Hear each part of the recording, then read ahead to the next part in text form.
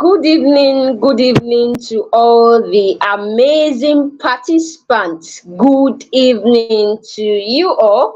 And I know that you are glad, you are excited, you are ready, and you have been anticipating this Creative Aflame conference. So welcome you on board. Just do it to stay put, enjoy yourself, free yourself to enjoy what you have in store for you, and then do it to actively participate. You can also make use of the comment section, discuss and then communicate and network with others in the comment section.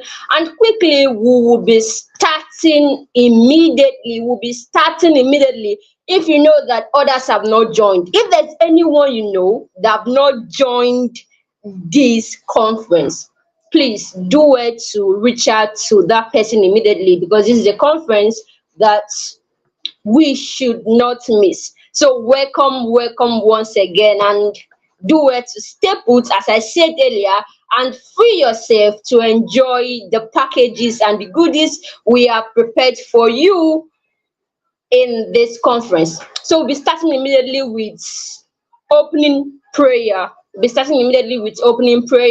But first of all, I'm Onwechimata, and I'm the moderator for the Creative Aflame conference. So we'll start with opening prayer immediately, so that we'll kick off. If you look at the time is 7:12, and the time is against us. So we want to make sure that we cover up everything we have in store for you all. So we'll start with the opening prayer. Wherever you are, do it to close your eyes for the opening prayer as I say the opening prayer.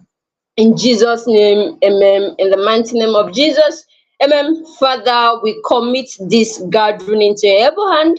We pray you come and take absolute control. You should come and take control. That whatever we do here will be what will give honor to your name, and at last your name be magnified in Jesus' name. Amen. So we have just concluded with the opening prayer.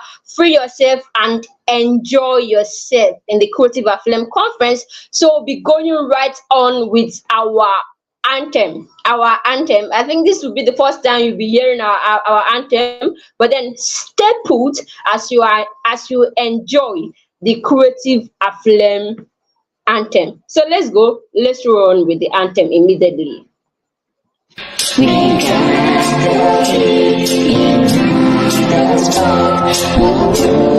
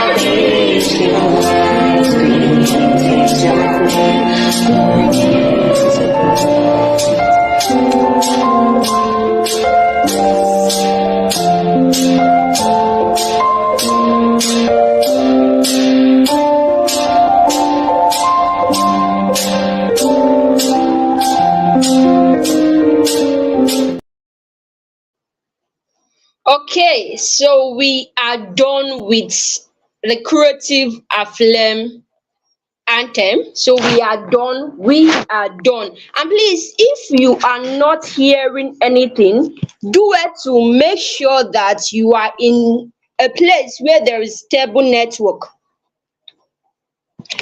Please, if you're not hearing anything, do it to make sure that you are in a place where there is stable network connection. Please do it. And please, I forgot to tell you earlier, uh if you know the place you are watching from, do it to input it in the comment section. Tell us your name and the place you are watching from. Tell us your name and the place you are watching from. And yes, your name and the place you are watching from. And when you have done that, just enjoy yourself. So we'll be going to the next agenda.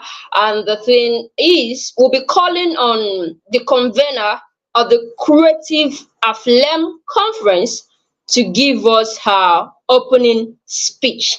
So stay tuned and enjoy the opening speech she has prepared for us all. So I'll be calling on Ma'am Janet to take up the stage and give us our opening stage.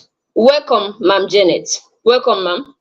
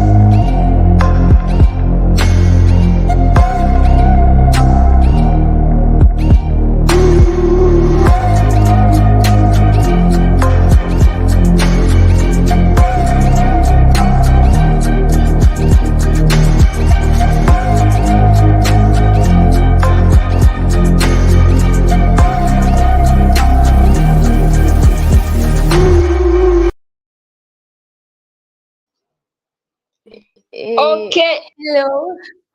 Hello, hello. Thank you so much. Thank you so much. I'm really excited that this day is a reality, and it's my pleasure to sincerely appreciate everyone who's made it available for today's event. And much thanks to our speakers and panelists. Today is going to be awesome. Much thanks to our volunteers who've made today a success. It's one thing to have a vision. It's another thing to understand how to accomplish that vision or how to actualize that vision. And a different ball game entirely to be able to communicate that vision to an audience that believe in your vision. Yes, like I said earlier, I'm grateful to the volunteers. I'm also grateful to God who gave us the vision. And much thanks to everyone who's made this a success. Today is going to be an awesome experience. I can't wait to learn from our excellent speakers. Please ensure that you have adequate data power supply to enjoy all that we have for you today. This event is going to be a 2 days event, today and tomorrow. Do you have friends who are not aware about the event? Do make sure you inform them about the event. And having said that, I want you to go take a cup of cool drink. Take this cup of cool drink. Ensure you have your snack with you. Enjoy yourself. Because at Creatives Aflame, our fire doesn't hurt us. Our fire refines us. And all we do is to define life substantially. Enjoy the rest of the event. Thank you so much. There is no creativity in me. You cannot say that I have the power to reach for the sky. My legs are too short to go far. Do not think that I am a force. My size is significant. I do not believe that I will go places with creativity. In my mind, I know I am nothing but a little one. Only liars say that I can be configured for greatness. Each day, I remind myself that I cannot be creative. It is not true to say that I can do great things. They said I have creativity. What more do I need? A spark ignited into a flame. But at Creatives Aflame, I will be burnt off. I can't say that I will burn in creative prowess and I will unlock my creative potential. I will unlock my creative potential. I will burn in creative prowess and I can't say that I will be burnt off. But at Creatives Aflame, a spark ignited into a flame. What more do I need? They said I have creativity. I can do great things. It is not true to say that I cannot be creative. Each day, I remind myself that I can be configured for greatness. Only liars say that I am nothing but a little one. In my mind, I know I will go places with creativity. I do not believe that my size is significant. I am a force. Do not think that my legs are too short to go far. I have the power to reach for the sky. You cannot say that there is no creativity in me. There is no creativity in me. You cannot say that I have the power to reach for the sky. My legs. Okay, thank you so much, Ma'am Janet, for that wonderful and amazing opening speech that you gave us right there, and for the spoken word. And as she said, please stay put and get a mug of coffee or a drink, chilled one at that. Get your pen, your paper ready, because we are diving deep into the main thing that we will have tonight. And if you know who is going to mount this stage right now, you you will be ready and excited to have him on board. So please enjoy yourself, not just enjoying, but make sure to listen and let your life be transformed. So we are diving deep, and then without wasting much of our time, we'll be calling on the first speaker for tonight's session. Please, if you're in the comment section, Meet one do of our it. speakers, Emmanuel Olajide, is fondly called the King of Value. He is a highly sought after book project consultant, writing coach, content management expert, ghostwriter, editor, and kingdom scribe. He is the lead trainer of Love is the Pro Writing Mentorship, a mentorship program focused on helping newbies become professional and highly profitable writers in less than 30 days. He is a multi-award winning writer and has been featured in different publications. As a HubSpot Academy American Certified Content Marketer, he helps brands and businesses increase their visibility, profitability, and sustainability through the use of valuable, engaging, and strategic content.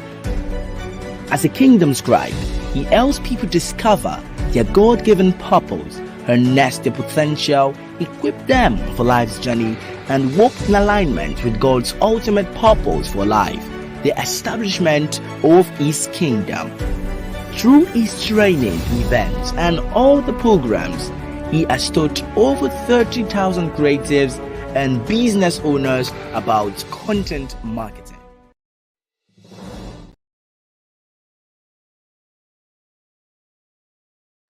Hello, good evening, everyone. If you can hear me, please let me know in the comment section. Good evening. If you can hear me, let me know in the comment section before we begin the business of the day. Can you hear me? Chisom, let me know if you can hear me so that I can begin. Okay, thank you so much. So, firstly, I want to thank Janet for this opportunity. I can remember that I was at Creatives as Flame last year, and I was the first speaker last year. And throughout the planning process and the betting of training, I can remember how we interacted, and I'm grateful for the privilege to be here again this year to share my thoughts with you guys. And I want to congratulate every one of you that is joining this conference because it's going to be a life changing experience for you. You can believe me for that.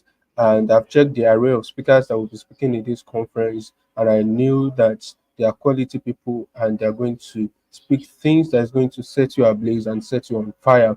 Now, Creatives Aflame is an unusual gathering whereby creatives around the world gather and learn things and are repositioned to set the world on fire, right?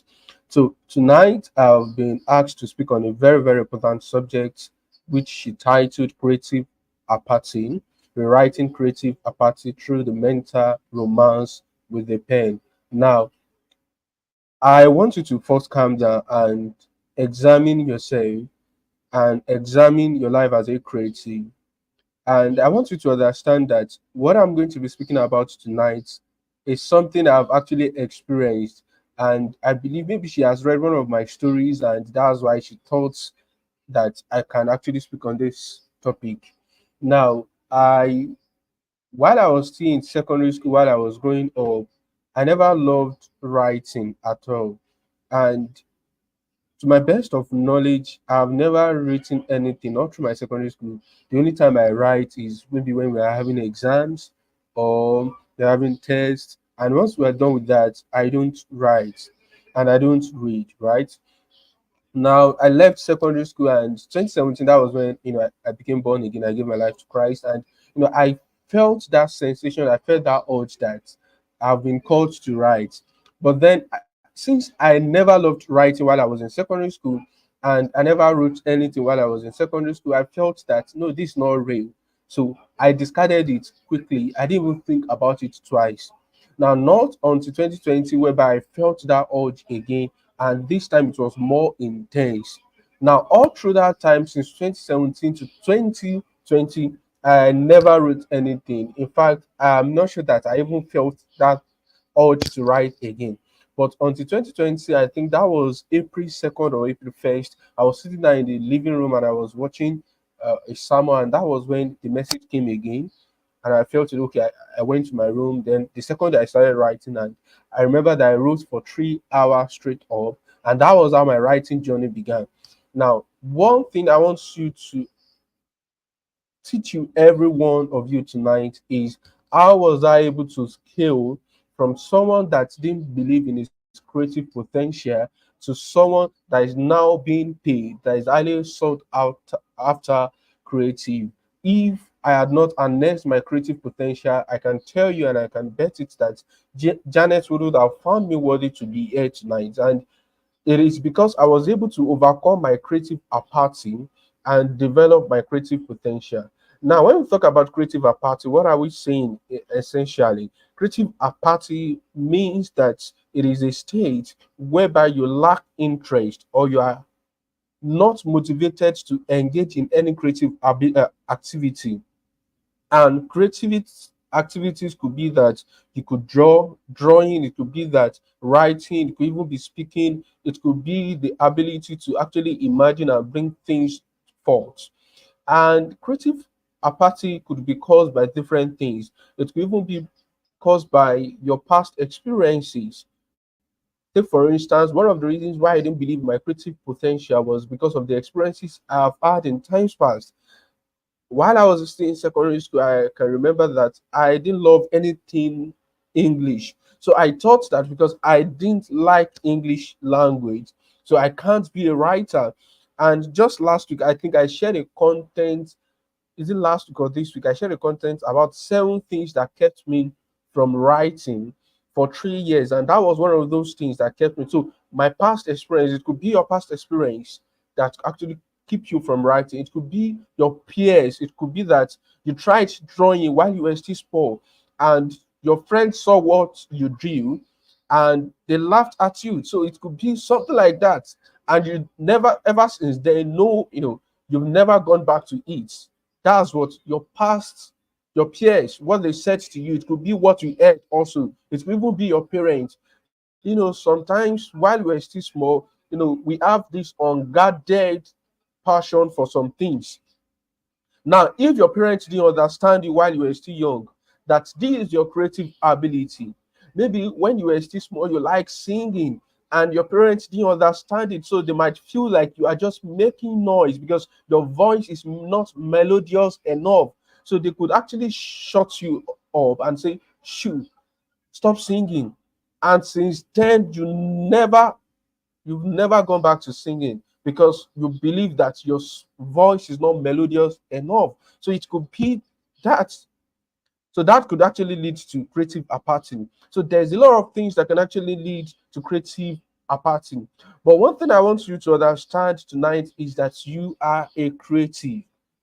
Whether you can draw or you cannot draw, whether you can write or you cannot write, whether you could sing or you cannot sing, whether you can actually examine things, notice errors from things, and correct them or not, you are a creative because, well, the God who created you is also a creative, and because you are made in God's image, it means that you reflect his abilities. You have his potential buried deep within you, and you can do all things. And one thing I want you to understand tonight is that regardless of the history, regardless of the background that you have, it does not stop you from harnessing your creative potential. It does not stop you from becoming what God has destined you to be. And one thing I want you to understand, that we live in a world that is very competitive. We live in a world whereby there is no room for mediocrity, except you want to remain down, except you want to remain a slave. And one thing that is going to differentiate you in this world that we have is your creative ability. A creative person is a highly sought after person. A creative person is a distinguished person. A creative person is a top ranking person. A creative person is a person that has voice that everybody seeks to listen to. So if you want to be distinguished, if you want to be heard, if you want to write your name in the sands of time, then you must awaken your creative potential. You must let go of every apparatus towards creativity. Some of you here tonight, you might believe that you don't have any special creative potential. I want to tell you that that's a lie. It's a fat lie. It's a fat lie. Tonight, I wouldn't have the opportunity to actually expose you to how you can determine your creative potential because I've been given a very limited time. But one thing I want you to understand is that your creativity lies in the things that catches your attention. It lies in the things that interest you. In fact, it lies in the things that bring tears to your eye. That's true about creativity, because if you can observe something and you can actually see a fault in it, if you can observe something and you can actually say, oh, there's a better way for us to do this, it means that you have the creative ability to actually rewrite things. So you don't just stop at actually saying there's a fault in something. Creativity enhances you and gives you the ability to actually detect fault and also step forward to bring an end or correct the fault. That's when you can actually be called a creative. So it's not just about you actually saying, oh, this thing can actually be done better. It's taking the initiative and say, this is a better way to actually do these things. And I want you to understand that if you refuse to tap into your creativity, if you continue to be apathy towards creativity, one of those things that is going to happen to you is that you're going to have a lot of untapped potential. And any man that does not maximize or tap into his creative potential will live an unfulfilled life. So, for you to live a fulfilled life, you must be able to tap into your potential, because it's your potential that makes you or grants you the ability to fulfill purpose. So, any man that does not utilize his potential cannot fulfill its purpose, because your potential is the tool that you need to actually live a purposeful life. Now, the second thing you need to understand is that when you refuse to tap into your creative potential, you are confined. Now, a creative person thinks and looks beyond the limitation of his environment. Now, it therefore implies that If you are apathic towards creativity, you'll be confined by your environment. It means that you will not be able to bring anything new. It is what every other person is doing that you will be doing, and you will be limited. You will not be able to break out. And one thing that I've come to realize is that every man's relevance is tied to his ability to actually differentiate himself from the trunks of people that are in that environment or in his environment and doing the same thing that he or she is doing. So you need to be different, and you need to break limitation for you to be relevant. Because take for instance, if everybody is doing the same thing, of what relevance is it? If everybody can actually get water in his house, of what relevance is water? If everybody can actually get light, of what relevance is light? We know the relevance of light in evening. It is, if it is in daytime, we don't actually, actually see the relevance of light. But when it is evening and when everything is dark, and you bring light to that environment that is dark, you now actually be able to know the relevance of light. So you will not have any relevance until you awaken your creative potential. So what does creative apathy does to you? It's that it limits you. Every one of us has unlimited potential, but we can choose to limit it if we have disdain towards our creative ability. Another thing is that we will always lack, you always lack innovation.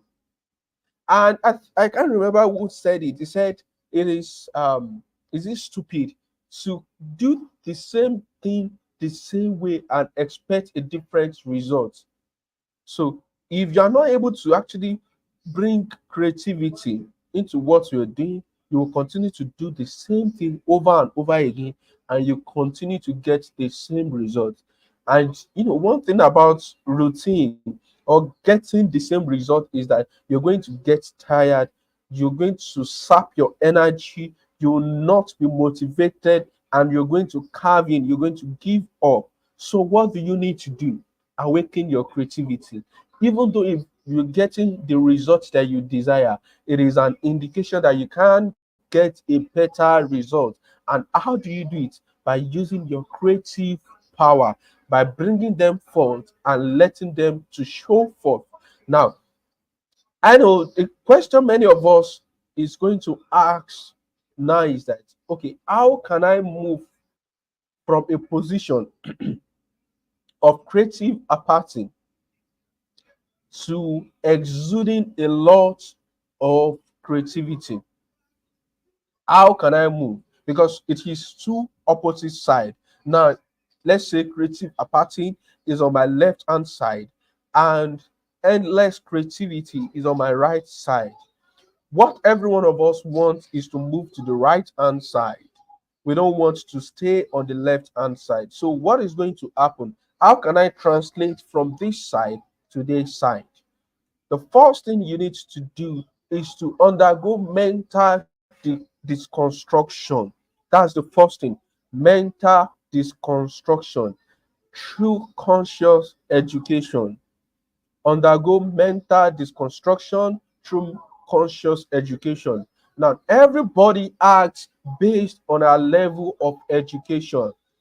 It We act based on the information we've gathered over time. And just as I said that some of us, we are apathy towards creativity because of what they've told us in times past, whether your parents, your loved ones, your siblings, your friends, it might even be your teacher in school that told you that you are not a creative, you are not creative enough, you're not going to make it out of the things you're doing. So it could be that. So what are you going to do? You have to reconstruct yourself. You have to disconstruct those old mindsets, those unhealthy mindsets, and begin to reconstruct the right mindsets for yourself. And one of those ways, in fact, the most important way you can actually do that is through education. Education. And as I always tell people that whether you're conscious of it or not, you are being educated every day by the people you meet, the experiences you have, the schools you attend, the peers you flock with. They are educating you.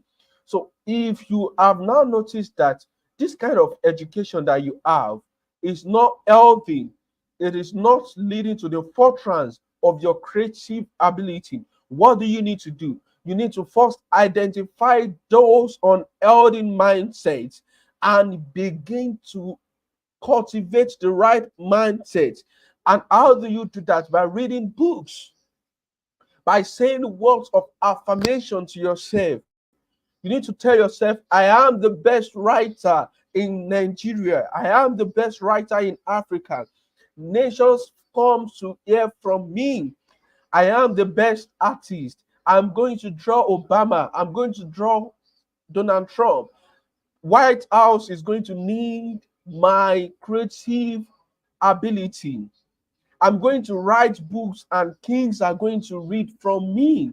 Nations are going to sit down to listen from me. These are words of affirmation that you need to say to yourself each day you wake up. You can actually take a sheet of paper and write those things that you believe that you want to achieve. You need to have a vision. Then, okay, this is where I see myself in the next 5 years. In the next 5 years, I'm already reaching about 100,000, spreading my message of creativity. Write those things down. Paste it in your room walls where you can actually see it every day you wake up. The first thing you're going to see every day you wake up. And once you see it, you say it, you speak it loud such that your ears can hear it. It's not that only your eyes is going to see it. See, for anything, for your hands to handle anything, hear me. For your hands to handle anything, your ear must hear them and your eyes must see them. Anything your ears does not hear, anything your eyes cannot see, your hands cannot undo. That's one thing you need to understand. And that's why you need to speak words of affirmation. And that's why you need to write those visions, those goals down, so that when your ears hear them, your eyes see them, your hand can actually undo them. When I say your hand handles it, is that you have already become that thing. It is no longer a vision, it is now a reality for you. So the first thing is what? Deconstruct your mind. Deconstruct your mind. See, anyone that has dominion over his mind has dominion over his life. A man whose mindset has been altered, his life has also been altered. Every man is a product of his mind. So you have to take dominion over your mind before doing any other thing. Identify the unhealthy mindset you have towards creativity and begin to cultivate healthy mindset. Now, I want you to do something tonight. You're going to speak a word of affirmation to yourself and you're going to drop it in the comment section. Where do you see yourself? What do you see yourself becoming in the next 5 years? I want you to drop it in the comment section because we are going to move from a position of apathy to having endless creativity tonight. So where do you see yourself in the next 5 years? I want you to write it down. I want you to write it down. I want you to write it down. I'm watching and I'm waiting for your comments. I'm watching and I'm waiting for your comments. I'm watching and I'm waiting for your comments. Chisom, how many minutes do I still have? I think I still have up to 10 minutes, right? You're smiling. No, sir. No, sir. It's not up to 10 Really? minutes, sir.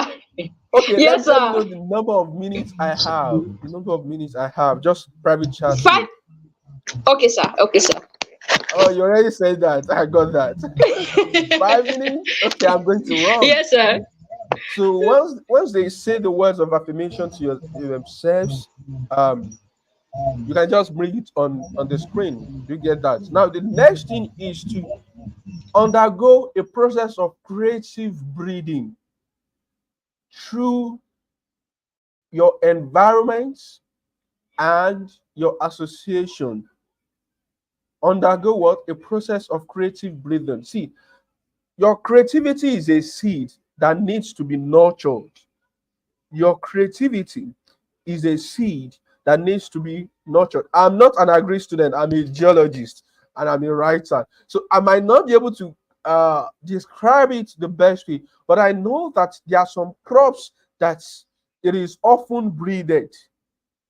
They don't just go plant it. And in fact, one thing I've understand over time is that if they're trying to breed, okay, if they're trying to introduce another seed to the market, people don't just go and sell it. One of those things they do is what? Is to breed and nurture those things in an environment. They condition that environment to be suitable for that crop.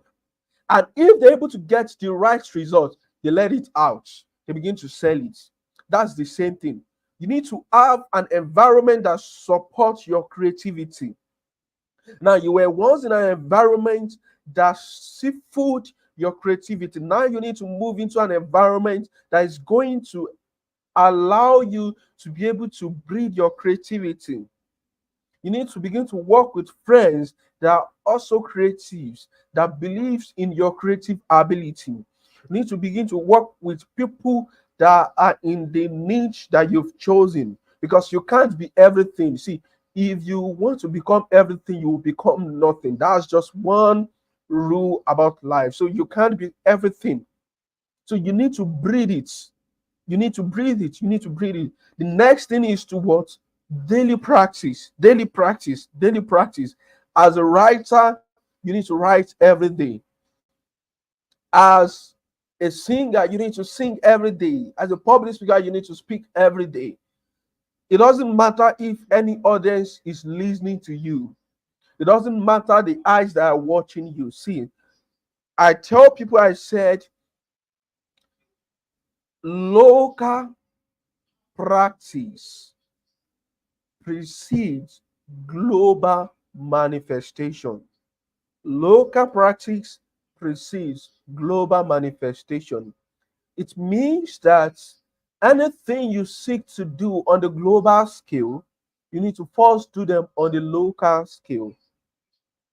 If you want kings to actually listen to you, you must be ready to actually first sing and speak to the slaves. That's how it works. So you can't say you want to actually turn the world upside down when you've not turned your room upside down.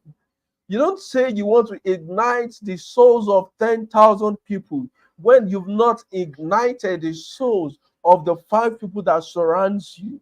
No, it doesn't work like that. So you need to start local and grow global. What did I say? You start local and you grow global. So daily practice. And when you practice, you allow yourself to make mistakes. You allow yourself to make errors. You allow yourself to do your thing. See, you don't need to follow a routine. You don't need to actually say, oh, this, I must get it right. In fact, you don't need to get it right. You just need to get something doing. You don't need to get it right. That's just it. Start now. Start now. Start now. Start doing something. Start doing something. Wake up early in the morning. Create an environment that supports your creativity and start doing something. Stop waiting. The next thing you're going to do, okay, my time is almost up, right? Is that you should accept criticism. Accept criticism, meaning that you allow yourself to be criticized. Now you are growing. And one thing I just understand is that the proof that you're doing something is that you are being criticized. If you are doing nothing, nobody's going to give you an attention. So they will just, neglect you. But if you are doing something, people are going to criticize you. So when you receive criticism, you'll be like, wow, there's an evidence that I'm doing something. I'm doing something that is worthy of people's attention. And the last thing I'm going to tell you is that what? Heighten your self-confidence. Heighten your self-confidence.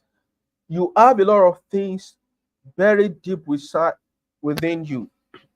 It takes confidence to bring out your creativity into life. And people don't care about what you have inside of you, they only care about what they can see. That's one thing about life. So you might have the best of ability, but as long as people cannot see it, as long as they cannot perceive it, as it's not something visible, they don't care about it. So what do? Heighten your confidence and showcase yourself to the world. Now, to wrap it up, I want you to understand that what you are a creative being, and there is an endless creativity lying within you, waiting for you to tap them and bring them to life. And how can you do that? The first thing is what? Mental disconstruction. The second thing is undergo a process of creative breeding through your environment and your association. The third thing is daily practice. The fourth thing is what? Embrace criticism, accept it. And the fifth thing is what? Heighten your self confidence. Thank you so much for having me tonight, Chisom. And many thanks to Janet for the invitation. I don't know if I have to take any question before I leave, or I can leave now.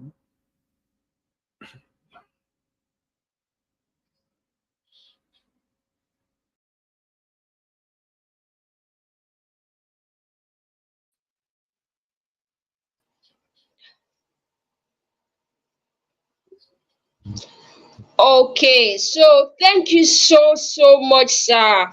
Emmanuel, thank you for that wonderful session. Please, let's say a word of appreciation in the comment section. He just delivered. Like, for me that is listening right here, I've gotten a lot of values. Please, let's appreciate him in the comment section. And remember, he said something. He said you should write down the word of affirmation, a word of affirmation. Write down where you want to see yourself in the nearest 5 years. Please write it down and in the comment section so that he will be able to see it. And then if you have a question, do where to reserve your question or write it down and send it in the comment section. There'll be a time for answering of questions. For now, we'll be calling on the second speaker. There's no time, so we'll be digging deep again to call on the second speaker. If you know who is coming on board, please get ready for another drilling session. So welcome on board the second speaker for tonight's session, Ma'am Sandy. Welcome on board, ma'am.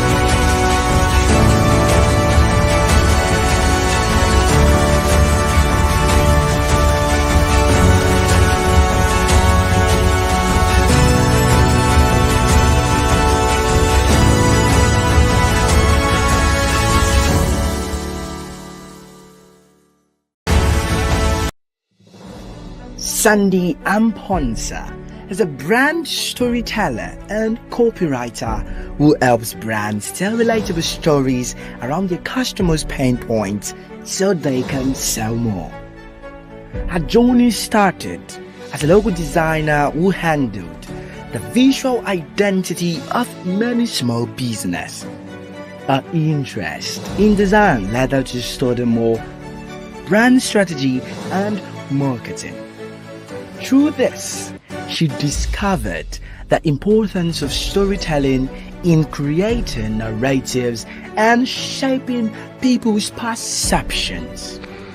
Since then, she's been helping both business and personal brands to sell more and build communities by telling relatable stories around how they serve their customers' needs.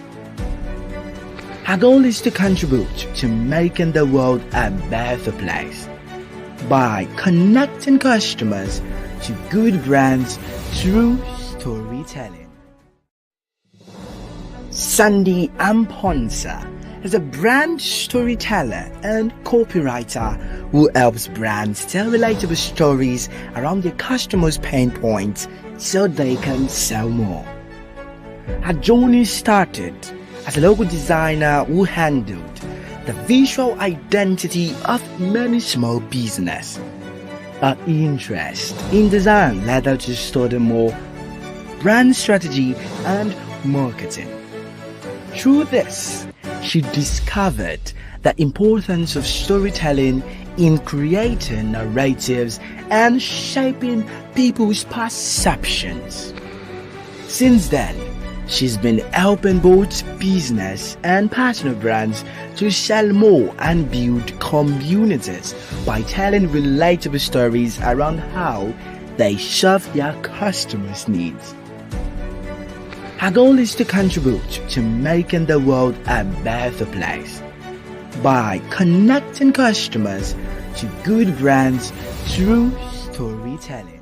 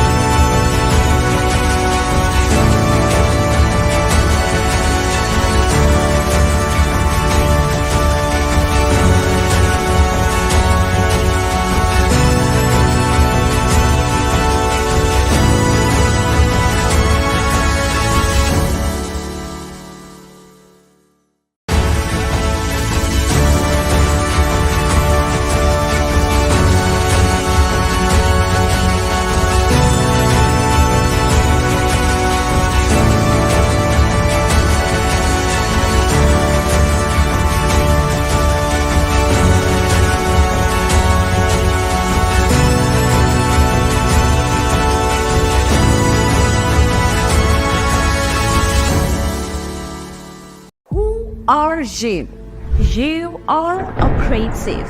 Never forget your identity.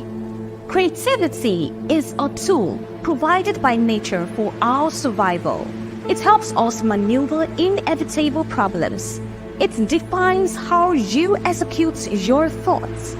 Everyone is a creative. You just need to be informed. Join other creatives around the world as we champion the expansive essence of a creativity that fuels you for sustainable blaze. At Creatives Aflame, you will learn about the realities of the new media, the economic profitability in creativity, exposed to the marriage of the law and creativity, the dissection of swirling influence as a creative. With 7 speakers and 3 panelists, the refinements will be felt. Happening on the 5th and 6th of April 2024. Registration is free. Visit our website to register. My desire is to get you imparted so that you will make impact. Get imparted for impact.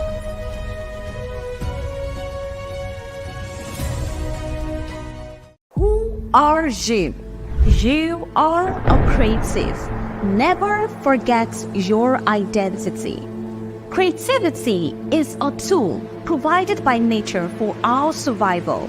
It helps us maneuver inevitable problems. It defines how you execute your thoughts. Everyone is a creative. You just need to be informed. Join other creatives around the world as we champion the expansive essence of a creativity that fuels you for sustainable blaze. At Creatives Aflame, you will learn about the realities of the new media, the economic profitability in creativity, exposed to the marriage of the law and creativity, the dissection of swirling influence as a creative. With 7 speakers and 3 panelists, the refinements will be felt. Happening on the 5th and 6th of April 2024. Registration is free. Visit our website to register. My desire is to get you imparted so that you will make impact. Get imparted for impact.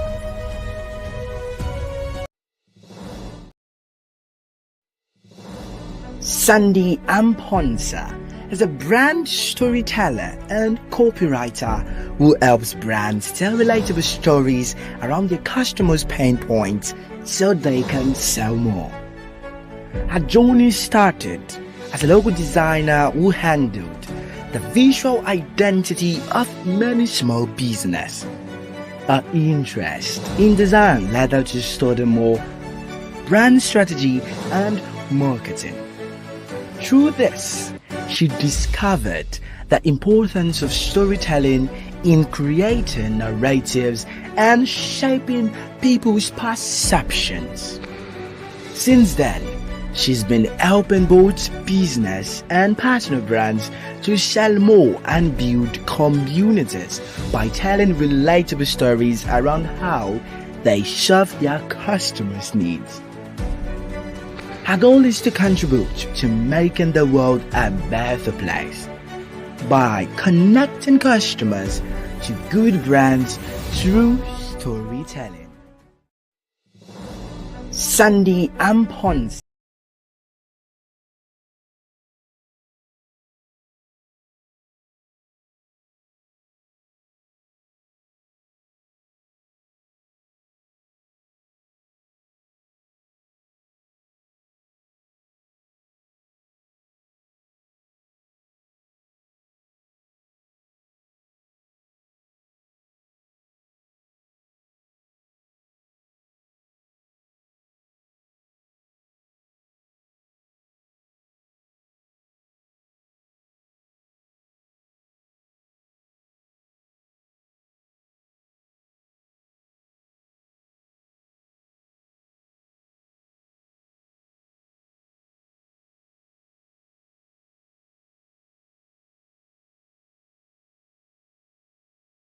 Right, Ma'am Sandy, we can't hear you.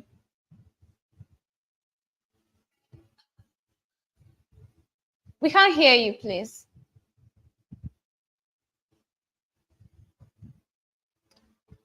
We can't hear you.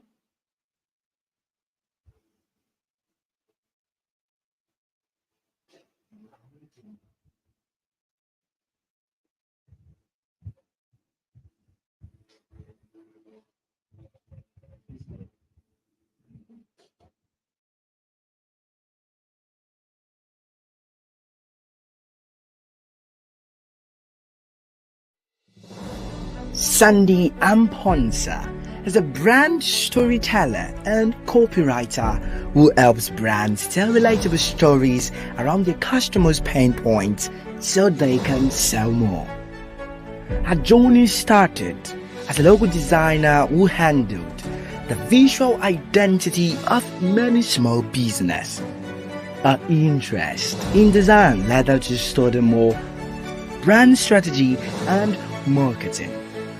Through this, she discovered the importance of storytelling in creating narratives and shaping people's perceptions. Since then, she's been helping both business and personal brands to sell more and build communities by telling relatable stories around how they serve their customers' needs. Her goal is to contribute to making the world a better place by connecting customers to good brands through storytelling. Sandy Ampon. Hello everyone. We're trying to get our speaker on board. Yeah, and it's going to be an excellent time with her. We're about to get her on board. So please do pay rapt attention. We'll soon get her on board to get everything all settled. So without further ado, I guess our speaker is presently on board. I guess, yeah. All right. Ma'am, can you hear me?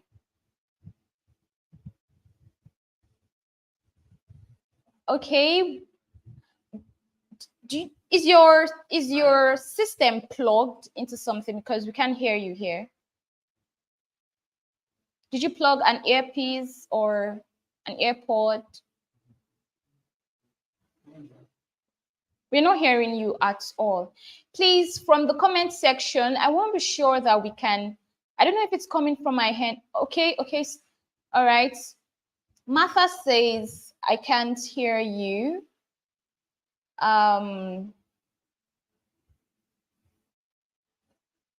Let's check the audio to be sure that. Let's check the mic setting. Okay, the mic setting is all well. Can you speak again, please?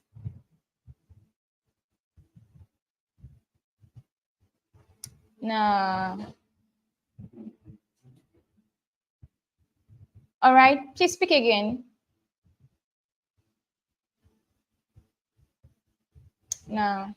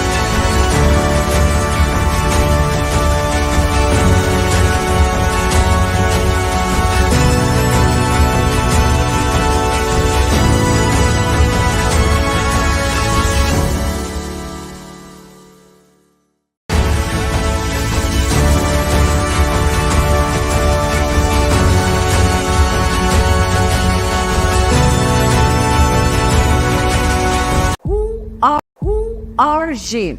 You are a creative. Never forget your identity. Creativity is a tool provided by nature for our survival. It helps us maneuver inevitable problems. It defines how you execute your thoughts. Everyone is a creative. You just need to be informed. Join other creatives around the world as we champion the expansive essence of a creativity that fuels you for sustainable blaze. At Creatives Aflame, you will learn about the realities of the new media, the economic profitability in creativity, exposed to the marriage of the law and creativity, the dissection of swirling influence as a creative. With 7 speakers and 3 panelists, the refinement will be felt. Happening on the 5th and 6th of April 2024. Registration is free. Visit our website to register. My desire is to get you imparted so that you will make impact. Get imparted for impact.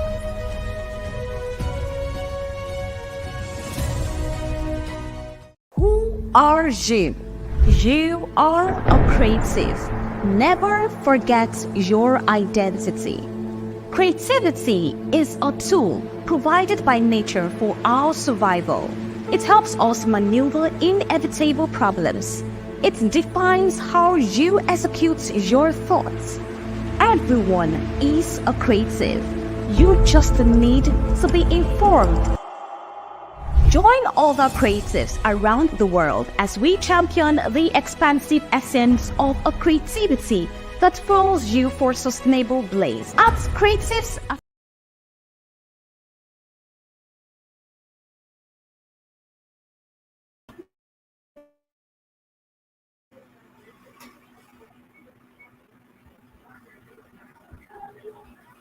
Hello. All right. Yeah. Perfect. Okay, Perfect. that's great. Okay, hi everybody. If you can hear me, kindly let me know.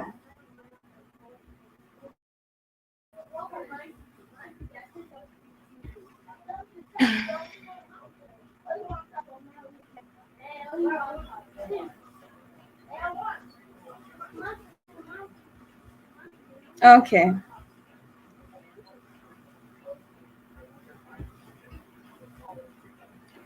All right, then let's start.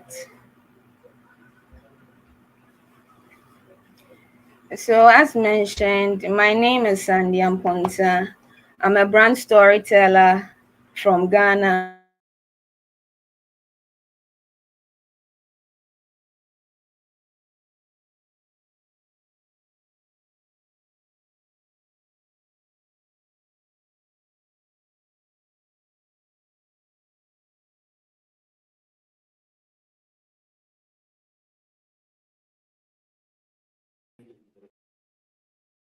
Hear you. We can't hear you. We can't hear you, ma'am. We've lost your audio.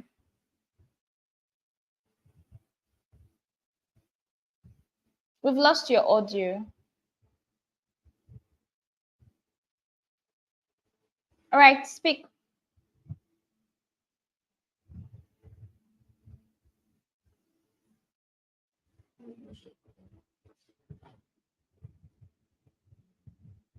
Don't worry, speak, speak.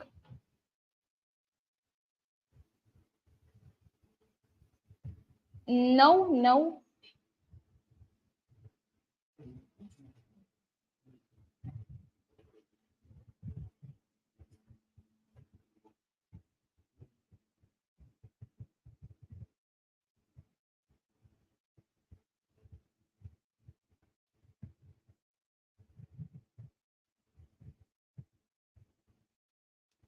Okay, somebody's saying I can hear you. All right, speak, ma'am.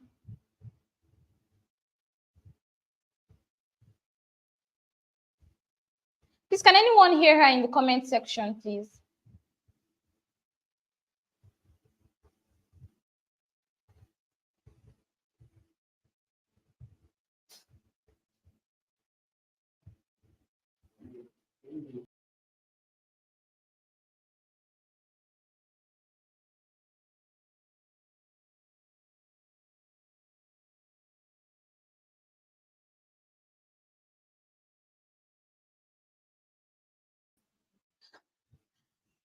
All right, without further ado, we'll have to bring, while we settle what's going on behind the scene, we'll have to bring Chris J on board. So, Chris J, get ready. We'll have to bring you on board. He is an exceptional musician. He's going to put us through the creativity of music. He has something excellent for us. I listened to his song and I was really blown away by the fact that we have Nigerians with very good, or let me say Africans with very good music. So okay, welcome on board, Chris J. Do present to us what you have to present to us. And then after that, we'll continue with the sessions while we fix what's going on behind the scene. All right, Chris J, you have the stage. Please tell us who you are and what you do. All right.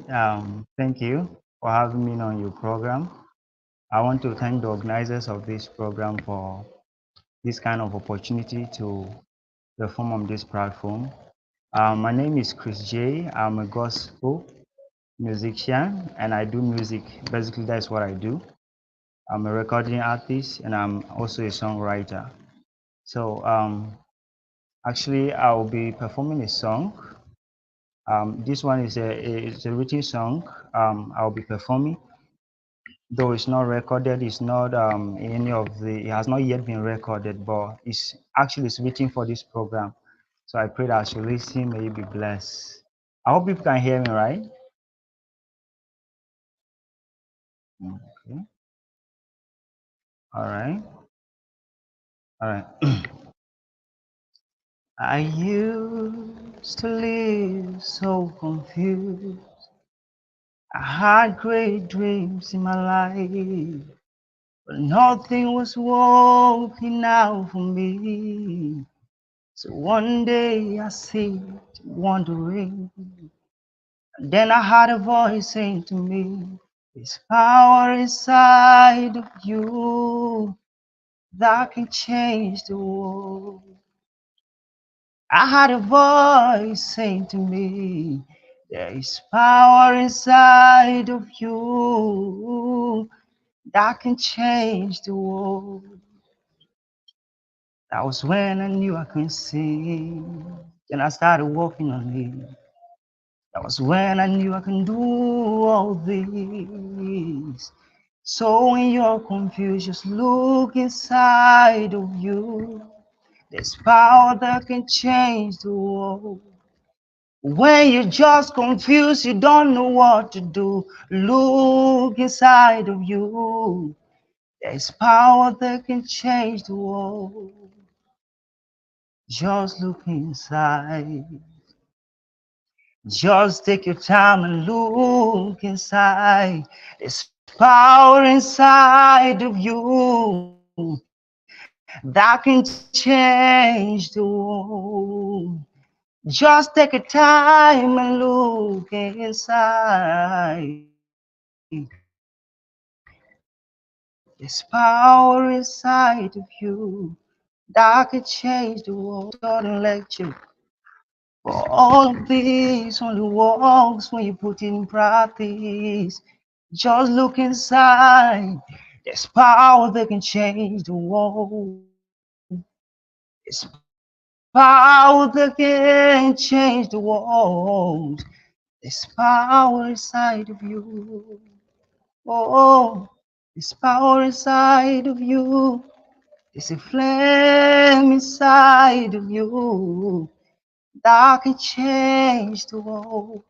There's a writing skill, there's a singing skill, there's a speaking skill that can take you to the world. There's power inside of you that can change the world. All right, thank you for having me. Remain blessed. Wow, wow, wow, wow, wow. Wow. Sir Chris, thank you very, very much for that amazing song. And please let's appreciate him in the comment section. I don't know if you know exactly what he just did now. You can't, his voice is uncomparable, very melodious voice, and the song, he is the main composer of that song. That song is his. It's not yet recorded, but look at how sweet, beautiful, and melodious it is. Please let's appreciate him in the comment section. Thank you so much, Sir Chris. And we'll be bringing on our second speaker once more to the stage. We have been trying to bring him. We have been trying to bring her on, but it seems something is not right. There's a problem somewhere, so we are trying to fix that problem. But once again, we'll still bring her on to the stage so that we'll know if the problem is fixed. Just enjoy yourself and allow yourself to have fun. So we're bringing on to the stage once more, Ma'am Sandy to the stage. So please, let's bring her to the stage once more.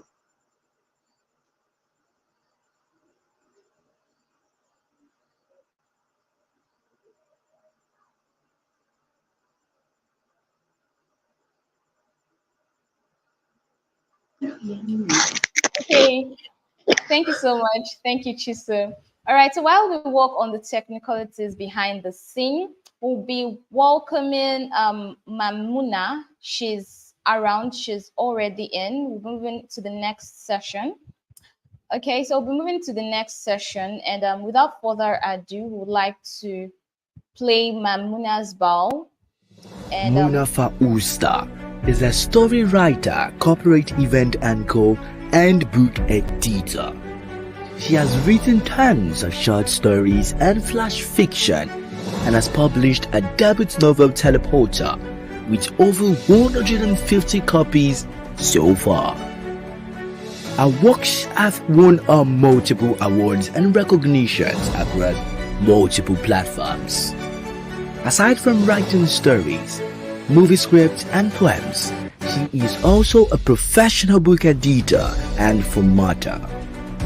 She believes in making the reading experience a beautiful one, and this she achieves by choosing the right font styles and sizes, line and copy editing of book, as well as setting a page and margin size accepted by publishing platforms like Amazon KDP for all clients. With this wealth of knowledge and experience, she is open for writing, corporate event anchoring, as well as book editing gigs. Muna Fausta is a story writer, corporate.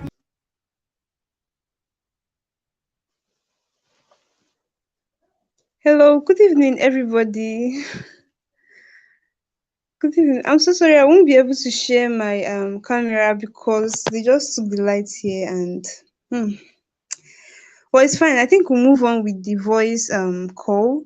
So please, if you can hear me, tell me that you can hear me so that we'll know if I should go on.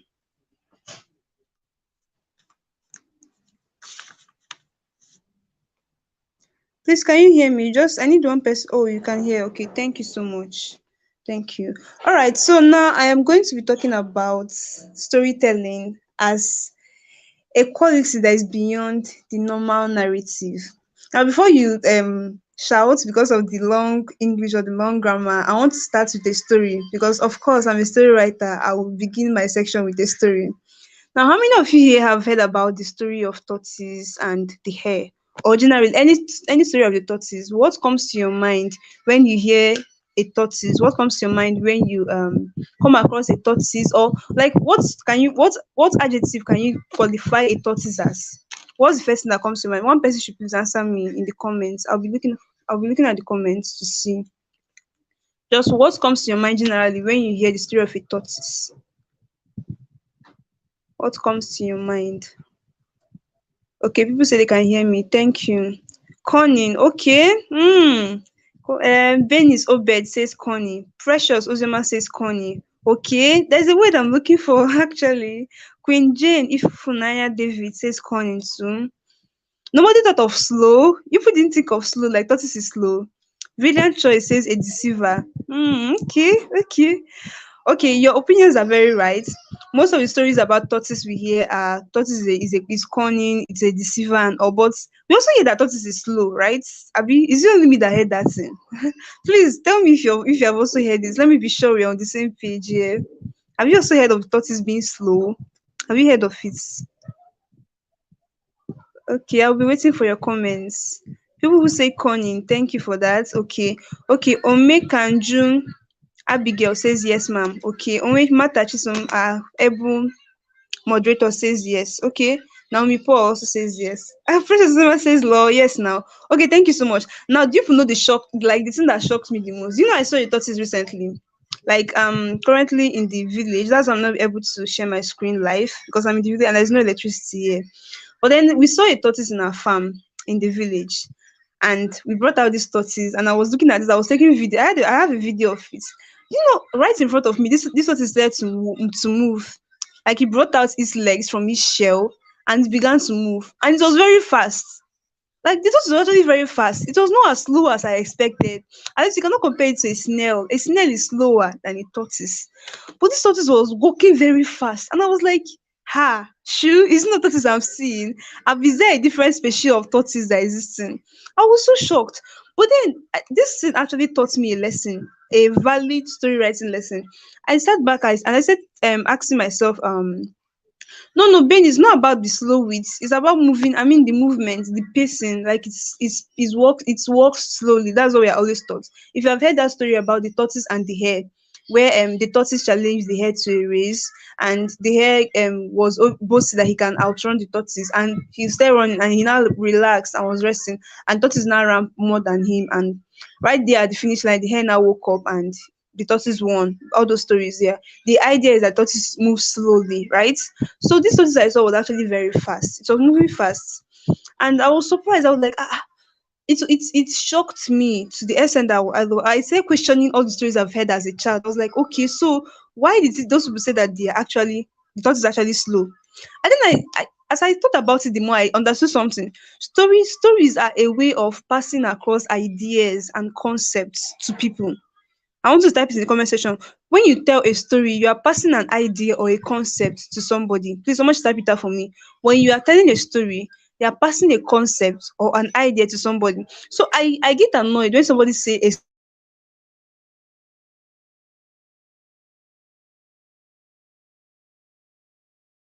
cunning. Tortoise is being wise. Tortoise is being slow, even slow-witted. All those ideas. Okay, Benny's Obed says it's not so slow because I've seen a live tortoise. Thank you so much. I'm glad I'm not the only one saying it. It's not as slow as they made it sound, right? But because we've heard that story over and over again, we've heard several stories of the tortoise. We are often tempted to see tortoise as something that is very slow, right? Do you know somehow those stories have shaped the way you see tortoise? Those stories have shaped your idea of what a tortoise should be like. Those stories have shaped your concept of what a tortoise should be like. Thank you so much, Ben. It's Obed. Stories pass across concepts and ideas to others. Grant Cleopatra, it's good to have you here. Hello, good evening. So when you're telling a story, you're passing an idea on concepts to someone. Exactly. Thank you, Wima Tachisun. Now let's go ahead. So I want you to not just think of a story as it's just a story. It's not just something that happened. No. When someone tells you a story, the person is trying to sell an idea or a concept or their opinion to you. We watch so many movies. I believe most of us here have watched so many movies. If you're like me, you're a fan of maybe a movie like Avatar: The Last Airbender, or you're a fan of The Flash. Each of these story has a concept it's selling to us. The Flash is selling fictional concepts to you, science fictional concepts to you. It's selling an idea that somebody can run as fast as something else and defend other mental humans and all of those things. After The Last Airbender, it's telling the story of peace and war. It's telling the story of balance, of trying to create balance in a world that is so divided, right? So all of these stories have a concept they're selling to us. So I want you to know that a story is not just as a creative, you should not just see story as it's just a story. See story as a way of passing across an idea or a message to the world, right? Okay, my bio was read, and People said I'm the person who voiced that bio really did an awesome job. I was enjoying listening about myself. I was like, wow, this person is so amazing. The voiceover artist is, I will give him kudos for that. Now he said something. He said I published my novel Teleporter, right? Now this novel Teleporter, I'm selling the concept in that novel. I'm selling the concept that okay, as much as modern science fiction, modern world, it is not so different from our Igbo culture. That is the idea I'm trying to sell in my story, in my novel, right? I found a way to merge modern science and Igbo culture together in one story. And that's the concept I'm telling to people that okay, as much as you are admiring the Europeans and what they are doing, bear it in mind that it is not so different from what our forefathers did in their own time. Teleportation about somebody disappearing. Teleportation is not about somebody disappearing from here and appearing somewhere else, right? But then if you go back to our super stories, you remember many people missing from one place and appearing at another place. That's also teleportation. But somehow we don't know it's teleportation, and we think that what our forefathers is were rubbish. They know what they were doing. What they are doing is also scientific if you study it, right?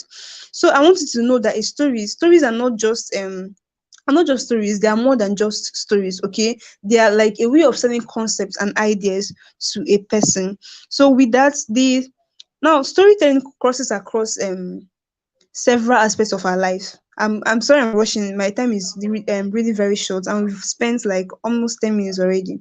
So storytelling crosses across different aspects of our life, like different things.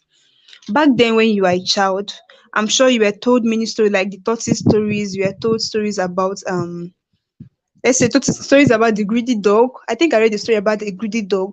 All those things are to discourage you from being greedy, right? From being greedy, from doing those things that you were taught about. Can someone tell me a story you were told as a child that you can still remember? A story you were told as a child. And then there are some stories too that were told as music. Like there's some songs you sing and there are stories in it. Let me think of a story. If you can think of any story that was told in music, please can you drop it? Like a story that was told in a song. And this man that is very good at telling stories in a song. What's his Mike Ejaha? I don't know how many of us have heard of him. Mike Ejaha, he's late now. Mike Ejaha is he was an Igbo musician, and he tells stories in music form. That was one of his songs I was listening to. It was telling a story of a man who was asked to burn a part of a car, and the man burnt. He said that his work is to burn cars, and the man brought his car for him to burn, and he burnt it. Like the story was funny, but it actually makes a lot of sense. Thank you, Mike Ejaha. Yeah, that's the man. So storytelling crosses across different aspects of our lives. It's not just about novels. When you think of storytelling, don't just think about novels. It's not just novel. No, storytelling. You can find storytelling in music. You can find storytelling in arts. Like there's some piece of art you see that tell a story. Like if you enter a museum, let's say a war museum, and you're seeing pieces of art that are hung on the wall. When you look at each of these pictures or each of these sculptures, you see that they are telling a story. Maybe a man is holding a gun, he's shooting. I have one painting here in my room about a man shooting a lady. Now that particular picture, you look at it, you wonder, okay, what is the story in this picture? What is this painting trying to tell me? What is the message it's passing across to me? So you see all these things that make you the story of a wise king. Okay, the story of a wise king. Okay, thank you for that. We'll come back to that later. Okay. So all these arts, all these paintings, all these sculptures, they have a way of passing a message across to you. They're telling a story, they're telling stories, right? Now, storytelling also crosses across our designs, like our designs. You see somebody wearing a clothes, right? You see somebody wearing a clothes, and you're like, okay, what's the message behind this clothes this person is wearing? Let's say, for instance, you see a Muslim woman wearing a hijab. When you say woman wearing a hijab, like nobody needs to tell you that she's a Muslim, right? Or she's Hausa of origin. Once you see a woman wearing a hijab, you already know this person is an Hausa person or this person is a Muslim, right? Once you see somebody tying, let's say tying gele, two things come to mind. Either is an Igbo person or is an Yoruba person, because these two tribes are people that tie gele very well, right? So you see that we tell stories. Storytelling cuts across every aspect of our life. So I want you to say storytelling is not just regular. Storytelling is not just something that you choose to do or choose not to do. But as a creative, you have to be a good storyteller. It's non-negotiable. It's non-negotiable. Jennifer Ezogu Onunube. Thank you so much, Ben is Obed. Yeah, I'm glad we have so many Igbo people with me here because it seems the Igbos are the ones who tell stories in music a lot. I don't know for other tribes, but I can tell very well the Igbo people. This Onunube is also a song that tells a lot of stories. Onunube, exactly. So storytelling crosses across different aspects of our lives, okay? Both in music, in art, in design, and in literature. In literature, that's when you see novels. Even in movies, you can see storytelling in movies. Movies is just all about a story, right? And these stories, each of them passes a message across to us. Now, I want you to before my time goes up tonight, I want us to do something. Think of a movie you watched that made a great impact on your life. Name one movie you watched. Please type this in the comment section. I'm looking at the comment section right now. Think of a movie. I will use a movie, not a novel. Think of a movie you watched that made so much impact in your life. Maybe this particular movie made you to stop doing something. Let's say there's this story I watched as a child. There's this movie I watched as a child. I've forgotten the name. This movie was discouraging people from collecting things from strangers. The movie was talking about twins. One of them used to collect things from her classmates in school. So one day she collected something and she became possessed, right? I've forgotten the name of that story, but after watching that story, there is no way you finish watching that story and somebody will give you something in class and you go and collect it. Like there is no way. You automatically want to avoid anything that will implicate you. So you not want to collect something from somebody. That's to show you the message the story is passed across to you. Somebody say Flossom. I don't think I've watched that movie. I've not heard of the name before. Flossom. Please, I'm still waiting for you. Just type let's say a popular movie, a movie that many people know that made an impact in your life. Or if you can type the movie and tell me the message it passed across to you. I need us to do this quickly before we can continue, before we can round up, right? That's to show you that movies are a great way of telling stories, and these movies have a way of shaping our lives, right? Christ to Me is the name of the movie. Is it the movie I told? I can't is it Christ to Me? I can't remember the name. Okay, Christ to Me is the name of the movie. Someone says Ile Owo, House of Money. Funny enough, I've not watched this movie. If I'm mentioning, I've not watched this movie. If I'm mentioning, but I believe we all got the gist, right? I believe we all got the gist. Storytelling is beyond the usual narrative. It's beyond just doing something because it's. Thank you. Someone said living in bond. Even Treasure in the Sky. Treasure in the Sky is a very recent movie. We have people that current say living in bondage too shaped my childhood. Living in bondage featured them. I think Kanayo Okanayo and other actors. I can't remember exactly the actors, but I know living in bondage was so traumatic to us that whenever we see some of the actors, we want to lynch them. Like we want to attack them because we thought that that's the way they are in real life. And then this Treasure in the Sky too is a very current movie and it expresses the idea of storytelling. The Treasure in the Sky, I think the character was is it Jidena, and Jidena made a lot of impact on his friends so much that when he died, his impact was felt. He knew how short his life was, and he started to use. Oh my God, I love this movie so much. He said to use his short time to make a lot of impact among him. And that movie just telling us that you don't have a lot of time in the world. Use the time you have to make an impact. So this is to show you how powerful stories can be and how you can use stories to pass a message across to your audience. Now, if you're a story writer here, even if you are not a professional story writer, like you don't write novels, but you have a brand, I want you to find a way to introduce storytelling into your brand. You can tell the story, like there's so many ways to sell your brand as with storytelling. You can tell the stories of your behind the scenes, maybe how you, let's say you're a fashion designer, you can tell the story of how you went to measure a customer, how the customer welcomed you, how the customer, like you can tell those stories and you are advertising your brand more and more, okay? But I believe all of us here are creatives and most of us, at least 90% of us, have brands online, right? Now find a way to introduce storytelling into your brands and you see that you achieve more with this. There are a lot of people who tell stories online, like brand storytelling. Like there's so much storytelling is just so diverse that you cannot limit it to just novels or movies. There's something called brand storytelling. I don't know if you know Emeka Nobis. Emeka Nobis does this thing very, very well. Emeka Nobis will have an issue offline and he come and tell you online, say, okay, this is what happened to me today. This is what happened to me today.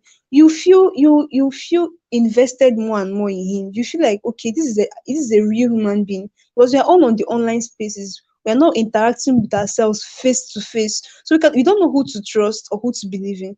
But when you share your story more and more, people find their way of being invested in you. They find a way to trust you more and become invested in you. He's so known for that. Thank you so much. Another person who tells a story so much is Choma Ifanyeze. Choma Ifanyeze, she will tell you a story of maybe a lady that met her husband, or her husband was recognized in a mall. Like all those things will tell you that these people are genuine. That these people are genuine, that they're not faking the life they live on social media. That these things they do on social media are actually validated offline.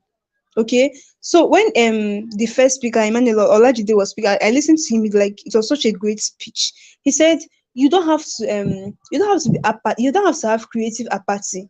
Like you are creative, you have something in you that you can offer to the world. That experience in you that you think is just ordinary experience, somebody can learn from that experience and it can change their lives. These novels you see, some of these novels are better from human experience, from personal experiences. Some of these movies are better from personal experiences, and you see that they have a way of impacting the people who read these stories or who watch these movies. So I want to challenge you, just as Sir Emmanuel Olajide has challenged us. As a creative, go back to your drawing board. Tell yourself that you have a story in you that the world deserves to hear, and your story is not just ordinary. Your story is not ordinary. It's something that will change the world when they hear it. Now you go back to the drawing board and find a way you can infuse storytelling into your brand. If you want to be a professional story writer, that's fine and good. Don't just write novels or write movie scripts just for writing sake. See those movie scripts you are writing as a tool for preaching whatever gospel you believe in. If it is the gospel of God, use those stories to preach it to the world. If it's maybe the gospel of influence, you believe in influence, use your stories to teach influence to the world. If it's the gospel of financial freedom, maybe you're a financial marketer or you're an affiliate marketer, use your stories to preach affiliate marketing to the world. Okay, so I want you to always don't belittle yourself. Don't think that you have such a the way to weave out, to share that small story of you, that small light of yours with the world. We want to see your light. We want to hear your story. We want to be touched by your story. Okay, so I'll be rounding up. If you have any questions, I wish I could dive into more on how you can infuse storytelling in your brand and all of those things, but our time is already up and I wouldn't want to eat into the next speaker's time. So if you have any questions, just type them in the comment section. I can answer it. Okay, somebody says storytelling is a tool to showcase your brand personality. Example, Coca-Cola. Thank you so much. Exactly, Coca-Cola. You see some of Coca-Cola's ad, they'll be like, maybe this person just finished jogging and this person is tired. They're presenting a story there. And the story is basically about a story is about resolving conflicts, right? Okay, this person has a problem that he needs to solve. What's the problem here? Test. The person is testing. The person just finished running. The person just finished exercising and he's testing. And what? Somebody now comes in and hands him a bottle of Coca-Cola and he takes the Coca-Cola, he drinks it, and he's suddenly so energetic, he wants to run the whole mile again. So that's a story. That's something like is that's a story. I'm passing the message across to you that okay, if you are exercising, you can exercise with a bottle of Coca-Cola in your hand. There are so many other brands that are also so awesome with storytelling. As a creative in whatever niche you are in, study this thing. Study how to use storytelling to sell yourself. Because we are in a days like one thing I love about stories is that the human mind, the human attention span these days is so short that if you start telling us long story, like if you start telling us so maybe you're now defining your product or telling us what you offer, we'll get bored. We'll not want to read it. But if you tell this thing as a story, you find a way to infuse it in a story. You see that everybody wants to hear because see, people don't like to read though, but people like aproko, people like to hear gossip, they like to hear gist. This is the truth. People may not like to read, but they like to hear gist. That's why we keep telling people if you post long content online, make it in a story format. People will read it from beginning to the end. They will not get tired. Why? Because it's a story. Have you ever asked yourself why? That's because the human mind is so curious. The human mind is so inquisitive about things that even the ones that are none of their business, they're so inquisitive that they will not see any story and pass. Everybody wants to hear a story. "Ah, I have just for you." Like, okay, what's the just come and tell me? It's as though like a certain part of your body was opened up, like was triggered. You want to hear that story by all means. That's to show you how powerful storytelling is as for your brand. So don't just see storytelling as a regular thing or just as a normal no, find a way to uniquely weave storytelling into your brand and you see your brand excelling more. So thank you so much. My time is up now. I have to leave. If you have any questions or any comments to make, please type them in the comment section. If you learned anything from tonight's section, I want to see your comments. I want to just tell me what you learned. I'll be in the comment section replying to you. Thank you so much. Okay, so thank you very, very much, Mamona. Thank you so much for that wonderful session.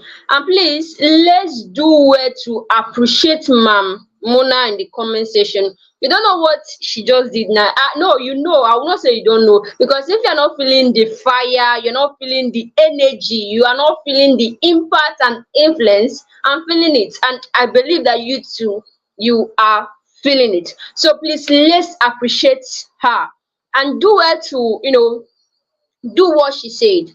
Type your what you have learned, and then if you have a question, do well to type your question in the comment section. It will be attended as to when due. So write what you have learned and your question in the comment section. There'll be a time to answer it. Thank you so so much, and stay put because we are going digging deep into another performance. There will be a very amazing performance right now. Stay put and enjoy the performance. Let's go. Let's roll the dice. I can sing, I can write, I can tell stories that turns the world around. I can even be that single voice you hear and receive the fire. Remember, on stages, I stutter. On my Facebook page, I cover. I want people to know me for what I do, even without doing it or showing them. I know where you got the one that won't take happen. But let me shock you. I once shown. I once shown. Starting from a single spark to a beaming light, intensifying till it shines so bright. But that was all in my bedroom. Sadly, this is the story of so many creatives never working on their potentialities or enhancing their visibility, yet wanting to be known, seen, and heard.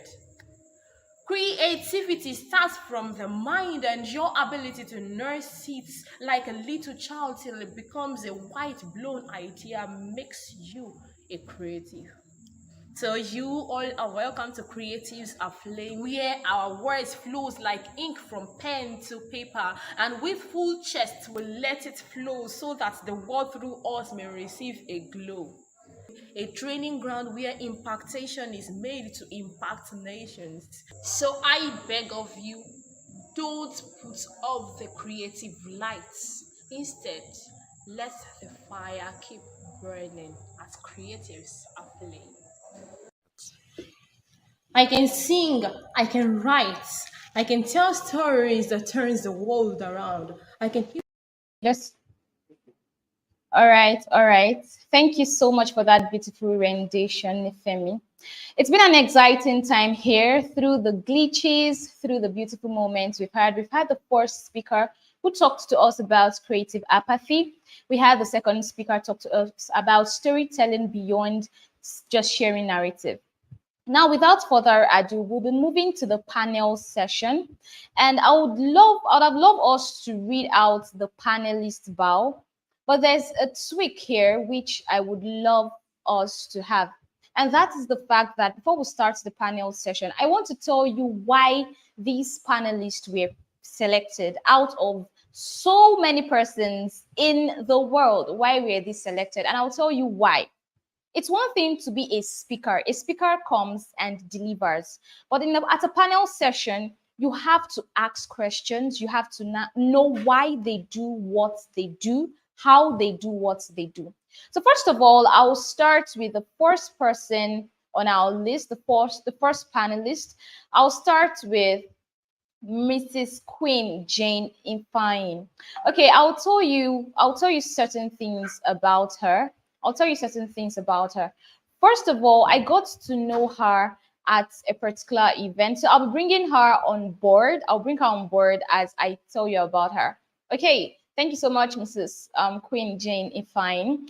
Okay, I got to know her at the class. I don't know if you can remember the class we attended together. And I was really, really amazed. First of all, when I saw her, I was wild. Second of all, she's very beautiful, as you can see. I was really amazed. And I must say, she inspired me by being at that class where we met. That was the first attraction. And then I started following her online. I realized that she sells akara, the regular akara, but not in a regular way. I started following her from the first moment, from the very first time she said, okay, she wants to start selling akara. I was like, okay, what's this beautiful woman trying to do? And before you know it, it has grown into something beautiful. And she is the pioneer of the celebrity akara in Port Harcourt, right? I hope I'm correct. Port Harcourt City, right? You are. All right. All right, ma'am. So I was really inspired, really, really inspired. I can't, words are not enough to tell you how much I love you as a young girl. Words are not enough to tell you how much I really love you. I've told a lot of persons about you. And I think it's high time we don't just keep certain persons who have really inspired us, who have really motivated us. I may not be in your comment section all the time, but I make a lot of noise about you here.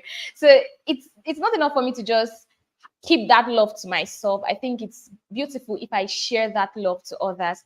And that is why I had to reach out to you. And I'm sure you were really surprised, but really, you really inspire me a lot. Okay, the next person I'll be bringing on board is Austin. Yeah, Austin is someone I got to know after a particular contest. Yeah, we had a contest. We were both participants at a contest. We are against ourselves at Bewa Content Challenge. It was across Africa. I came second in position and he came third. And then, sometimes one thing about competitions is that you're at a competition, often at times, yes, to win, but also to learn. So I was not just there to win, I was also there to learn. And then we connected, and from there, the interaction has really, really grown. I really respect you, Austin. I love what you do. I love how intentional you are about the dreams and the goals you have. And for that reason, Creatives Aflame is a place to, ignite the fire of creativity. But beyond that, it's also important to state that we also have to, bring those we respect on board. I want you to know, ma'am, Queen Jane, you are a creative person. In case you do not know, you are. You identify as one, even if you don't really talk about it all the time. You really identify as one. All right. The third person I'll be bringing on board is Abu David. I saw him here earlier, but I guess he's no longer here.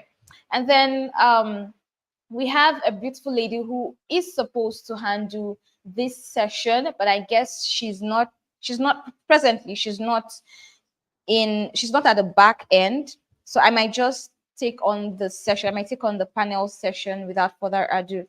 I hope Abu David comes on board. Please, I beg your pardon. Let me message him to be sure he's available. All right, I do hope he comes on board. Well, whether he's on board or whether he's available or not, we have to kickstart. But while we wait for Abu David, I would like to tell you about Abu David also. Now, like I said, I would have loved to read bows, but this is not just a session of call the speaker on board to just dish and go. This is a session of interacting. This is a session of rubbing minds together. So I would like to send a message here to Abu David to inform him that we've started. I really don't know why he's not yet on board. Okay, so this is Creatives Aflame. And like I said, we are here to ignite ourselves. Okay, I thought I saw someone. All right. We're here to ignite ourselves. We're here to rub minds together. Please, I beg your pardon. I'm trying to message Abu David. Okay, I want to check if he is available. And if he's not, we'll just kickstart the session immediately. Okay, while we wait for Abu David, I would like to ask, I'll start with Austin. All right, Austin, please, let me unmute you. Okay, please tell us who you are and what you do and why we should consider you as a creative person. I know I have my preference for you. I know why I brought you on board, but let's know who you are, what you do, and why you identify as a creative person. Thank you so much. I don't know if I am audible. Can I know if I am? Am I audible? Yeah. Thank you so much. Okay, my name is Austin Izuku, and I am a social media strategist. Like she has said, she has a preference for me, but I still have that responsibility of telling you why I consider myself a creative person and why you should listen and pay attention to anything I have to say here. So, so far, the work which people know more about is my work with a brand called Accra Boy NG and some of the other brands which we've worked with, I and my team. And in our times in growing those brands, we have used creative strategies, not just social media strategies, but bringing in creativity to stand us out from a whole plethora of brands in the social media space. And the results are there. The results are there, and we implement these things and we see the results in the conversions because we have the records. So in this particular meeting, I'm going to be sharing with you some of the things we do, some of the processes that informs our decisions and why we did what we do and why we do what we do. So it would be an honor to share my thoughts with you here, and I am very excited about being here. Thank you so much.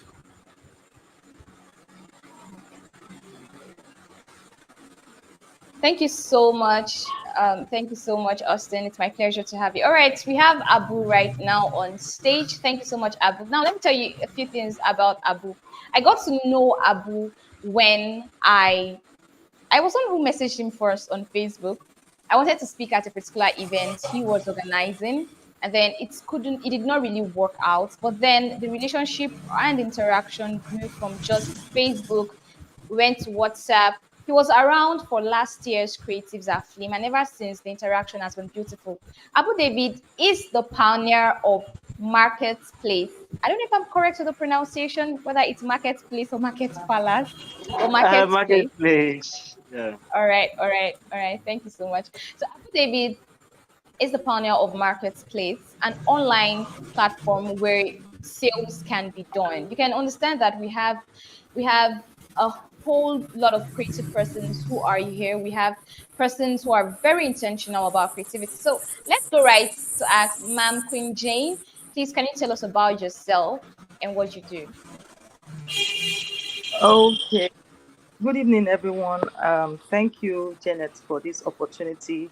Honestly, I was shocked when you told me I was going to be a panelist and considered me as a creative. Thank you very much. I remember where we met. Okay, my name is Queen Jane Ifunanya. I am known as the celebrity Akara woman. I sell Akara. I'm a graduate of cooperative economics, and a lover of good food. And in my neighborhood, why I started frying akara, in my neighborhood, nobody fries akara. I live in an estate, and the whole of the estate, outside the estate, on the east-west road of Port Harcourt City, nobody fries akara. So it was much of a hustle for us to get akara, and we travel to buy akara. So I said, this is a problem. Can't someone just solve this problem in this neighborhood? So I was telling my people, my family, I told them, I think I'm going to start frying akara. They were all laughing at me. How can you fry akara? Then that weekend, I met a particular place. I started frying akara. The first day I started frying the akara, we had multitude of people coming to buy akara. They were like, somebody has finally solved our problem. So if you are a creative, you must be a problem solver. So I am an akara seller. Let me stop there. Let me not go beyond the question you asked me. Thank you very much, Janet. So much, Ma. Thank you so much. Okay, yeah, that's a celebrity akara. I'm super hyped. I think I should be your hype woman right now. I'm super hyped, and I don't think I've really expressed how much love I have for you before, aside from the Creatives Aflame discussion. Okay, let's have Abu David on board. Who are you and what do you do? Okay, good evening, everyone. It's actually a pleasure being on this stage once again, back to back. Last year as a speaker and this year as a panelist. I want to say a special thank you to um, Jeanette and the entire team. This is actually a lot of work on the cover. And I want to also celebrate Miss Queen Jane and also my brother in the house. I want to say thank you for being part of this amazing section. Austin, thank you so much. So my name is Abu David, and just like you rightly said, um, personally, I'm a social media manager, but then I'm also a founder of a tech startup company called Marketplace. It's literally a social commerce platform where people literally buy and sell. Why is it a social commerce? For example, we're talking about being creative, right? So we have a lot of e-commerce out there. We have a lot of people who tell you to come and close deals on their sites and everything. But then I was listening to a very reverend model of mine in the name of Visit Democracy, where he made a statement about after you've closed the sale, what happens? You open a relationship. So I discovered that this is one of the things that has been lacking in the commerce space. It is strictly business and not conversational. It's not about building a community. So we set out to build a community in a platform whereby people could build a community around their products, build a community around the brand or their company. So, like I said, it's a social commerce. So it's literally not just about buying and selling, it's about building a relationship. So that's like a summary of what I do. And also as a social media manager, I work for brands to position them online. One is Sasso Nigeria Industries. They're the ones who do this F29. So it's a very big company in Lagos, and we I literally started their online journey from scratch. Like, I mean, they had no presence, no website, no mention. But then I'm proud to say in just 3 weeks, today we are celebrating 150 organic followers. I'm talking about no ads, like, just like, organically. And then on average, we record around 20 reactions on a post. And like, we have TikTok where we have over 600 likes in total in just 3 weeks. And then all of our platforms has been pulling so great. So I want to say thank you so much, Janet, for this opportunity. All right, thank you so much, David. Thank you so much. Okay, let's move to the first question, and I'll be asking Austin this question. All right, the question is, how do you balance established principles? Okay, Austin is no more here. Okay, I'll ask the question to Ma'am Queen Jane.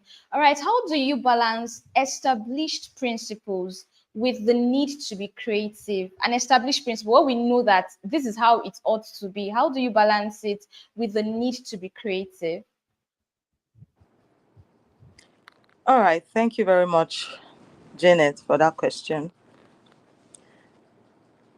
How do we balance established principles? Well, for the need to be creative. If something is established, the question is who established it? Who says there can't be a change? The constant thing in life is change. For example, when I started frying, I didn't go the regular way. It's established that you fry with firewood beside the gutter, all those kind of things for people who selling akara. But I didn't go that way. And number one reason why people buy from me, why I have attract crowd buying from me, is my appearance at my place of assignment. I decided to change my look. I didn't want to look like an akara woman. my look and my apron, my setting, everything spot on, neat. So it's established that Accra people have a way they look. The environment has a way it looks. But no, I came with a packaging, I came with a paper, I have my own customized paper for Akara. I have my other infusions. Like I started creating, I said, how do I do Akara not to be like others? I didn't even know there were other people doing other things in Port Harcourt. I never heard of anybody because I wasn't really a social media person. It was people that started drawing my attention to Akara Boy, drawing my attention to one Ayo in Abuja. I never knew of anybody. I was just being curious. I said, how do I go beyond the normal? How do I go beyond the established way Akara has to be? Then I came up with many ideas, which I started infusing. So I infused prawn in my akara, and people were like, wow, wow, wow. Then I infused chicken in my akara. Then I came up with akara burger, which is my highest seller now. We have akara burger. I said, if akara inside bread is burger, why can't I do something great and call it akara burger? So I came up with akara burger. People were like asking me, how did you come up with akara burger? I said, because I do not want to be ordinary. I want to come out of the ordinary. I want to do something special. That's what makes you a creative. A creative person comes out of the ordinary. You don't do what is established. You do what other people don't think of. So people started calling me, even organizations will call me. There's a particular hospital that I deliver to every day on a daily basis. They said, your own tastes different. Your own does not look like this one. Your own is not like the regular. So as a creative person, don't dwell on what is established. If you are dwelling on what's established, you're not creative. So come out of the established, create your own path for others to follow. Thank you very much. Let me not run into other people's time. Thank you so much, Ma. Thank you. Thank you so much, Ma, for that beautiful response. And it's really amazing. It still goes on to just give credit to why I really love your creativity. Like I said, I've been following you for quite some time. To see that you're able to observe, you realize that there was a problem and then you found the solution to that problem. Thank you so much, ma'am. All right, let's move to Abu David. All right, the question we have for you here is, what strategies do you use to overcome creative block?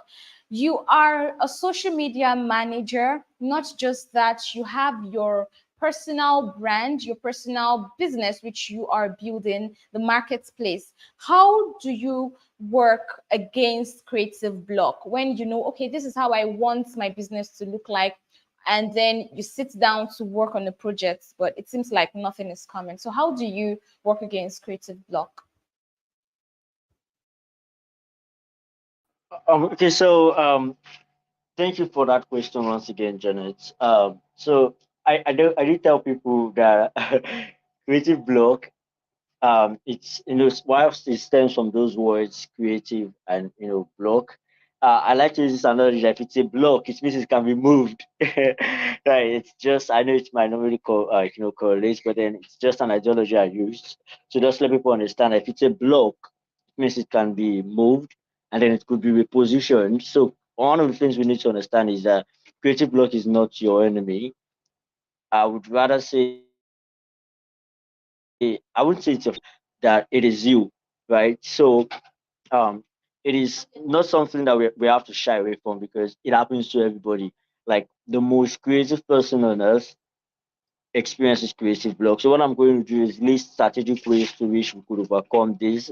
So number one is, like I told you, understand that creative block is not your enemy. Rather see it as a friend, see it as it's you. It's something that happens to everybody. But then because it happens to everybody does not mean that it should have the same effect it has on everybody. Why? Because we are not everybody, we are creatives, right? So if I know that creative blocks happens to everybody, what I need to start doing is, what can I do to not experience it? Or what can I do to overcome it when it happens to everybody? Right. So one of the things I tell people is always journal. Like this is, I'll give you practical steps, but then number one is always journal. Because just as we experience creative block, we also experience creative rush. I believe we all know what creative rush is. Um, just if creative block is those period of time where you lack ideas, see creative rush as those period of time where there's an overflow of idea. Like you literally cannot stop it. That's this period whereby your intellectual, your brain is saying "ukpo, ukpo." So that is like the creative rush. So in those times, journal.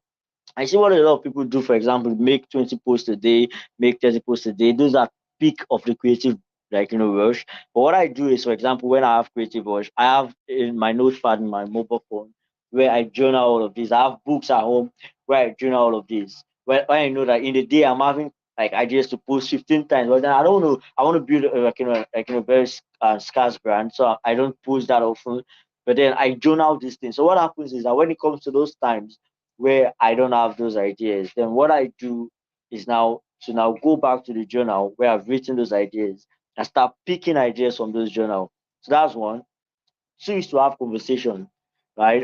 So let's say, for example, I want to talk about leadership, and I have, I'm having this creative block about leadership, right? So what I want to do is start a conversation about leadership because you need to understand that the creative block is only preventing you from writing. It is not really preventing you from teaching. If you start having a conversation around that topic, it is only a matter of time until you break even. So, for example, like I said, I'm having a creative block about leadership. So, what I do most times, okay, I two kind of conversation I have. One is with myself. So, for example, it's okay, David talk about leadership in the workplace. So I said, okay, I start picturing me talking to an audience, but then the audience is in my head. But then for a more realistic approach, it could be in a mirror, it could be to maybe a group of mentees or probably to your siblings or whatever. But when you start having conversation about that topic, at first it might sound like you're just saying things you've already known or things you've already said even before the block. But what happens is that with time, it only takes a matter of time, you break even, and then it becomes very, very much easier for you to start having new ideas and new flow.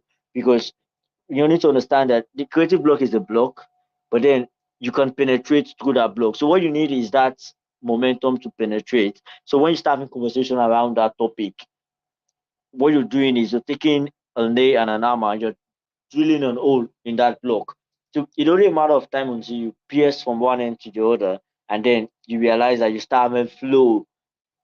If you do this for like the next 5 minutes, maybe at your third or fourth minute, it varies to different persons. For me, in less than 60 minutes, 60 seconds, like in a minute, I catch that vibe. For some, it could be 2 to 3 or 5 minutes. But what you realize is you come to a point whereby there's a break. So that's two. So another the third one I would say is listen to. Second is have conversation around that. That's from your end. Another is to get resource around that area. So sometimes the way creativity works is I tell people like the Bible says there's nothing new under the sun, right? And creativity, from the word creativity, there's the word create, right? So we're looking at your ability to create something new. So sometimes listening to Janet talk about creativity can inspire something new for me, right? So for example, when I was listening to Emmanuel, for example, this evening, one of our speaker, he said that affirmation is you saying it with your mouth, and yeah, he said affirmation is just saying with your mouth what you've seen with your eyes. So from what he said, that was a creative statement. But then listening to it, I got another inspiration, which was that affirmation is saying with your mouth what you've seen with your mind. Now you need to understand that what he said is different from what I've currently said. But then I picked up what I'm currently saying from what he has said. But there are different things, right? Stem from one foundation, but then I was able to pick up from one. Is like, we need to understand that words are like trees, right? They are like seeds. One seed has the ability to bring different fruits. So if someone makes a statement, if you listen to people around a certain conversation or topic, it has the ability to now create branches. So when you listen, for example, if I'm having creative block about probably in the area of leadership, I don't know what to post. I listen to all those persons, and as I listen to them, I start getting certain points. I'm not copying and pasting, but then I'm, brainstorming on the points said, on the ideas shared. And what happens is I start having different ideas about that topic, and then it gives me the ability to now flow in that line. there are a lot of other strategies, but then I have to pass the mic. But if I should add one more, okay, let's just hand it over because I don't want to take everybody's time. All right, thank you so much. Thank you so much, David. That's amazing. All right, let's move to Austin for the next question. Austin, can you hear me? Yes, I can. Sorry, All there right. was a network glitch. All right, no problem, no problem. Okay, the next question. How do you balance expressing your creativity and following a budget? You know, sometimes when you dream big, you have big ideas, you want to do something really big. You need to spend money. Like someone says, you have to use money to make money. You need to spend money. When you spend money, you know that better soup na money they kill them. You get. So, but how do you express your creativity without going out of the budget? Okay, thank you so much for that question.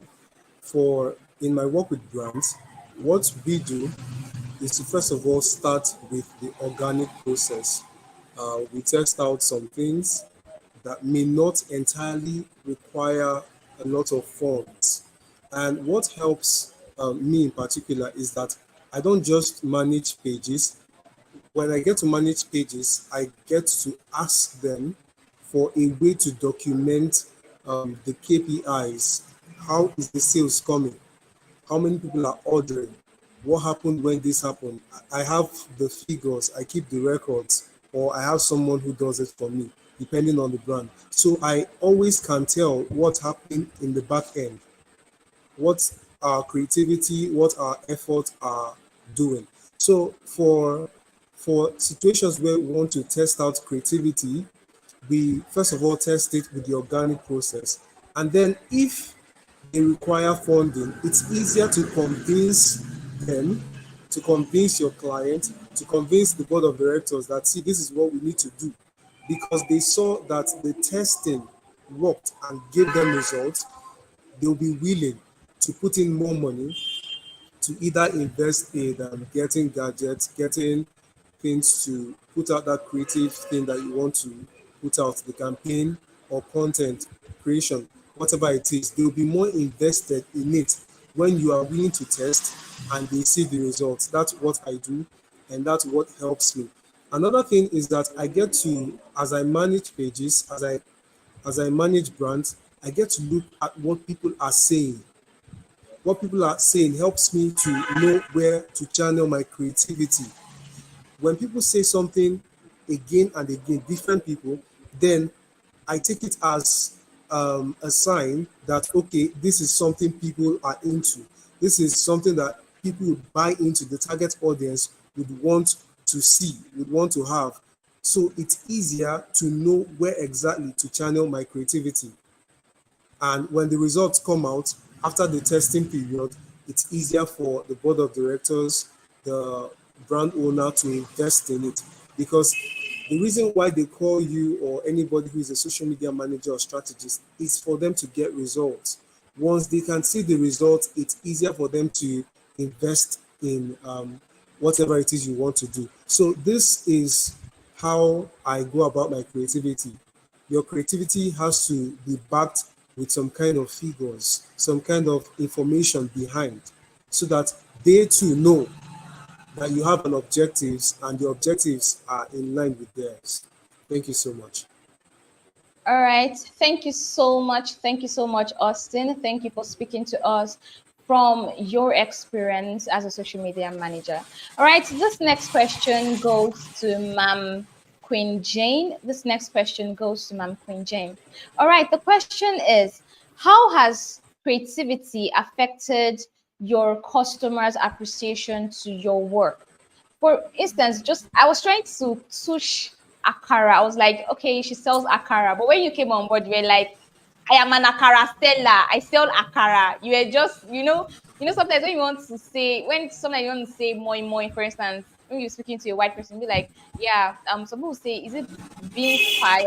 Beans pie. Some people say beans cake. But you just came up boldly and said akara. So how have you been able to infuse creativity? How's your infusion of creativity? I mean, affected your customers' reception to what you give to them? Okay. Thank you very much, Janet, for that question. How creativity has affected customers, more customers to come.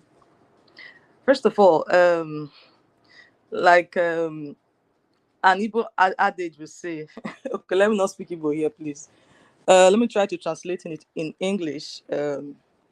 You won't see where kings are, and you decide to stay with peasants, right?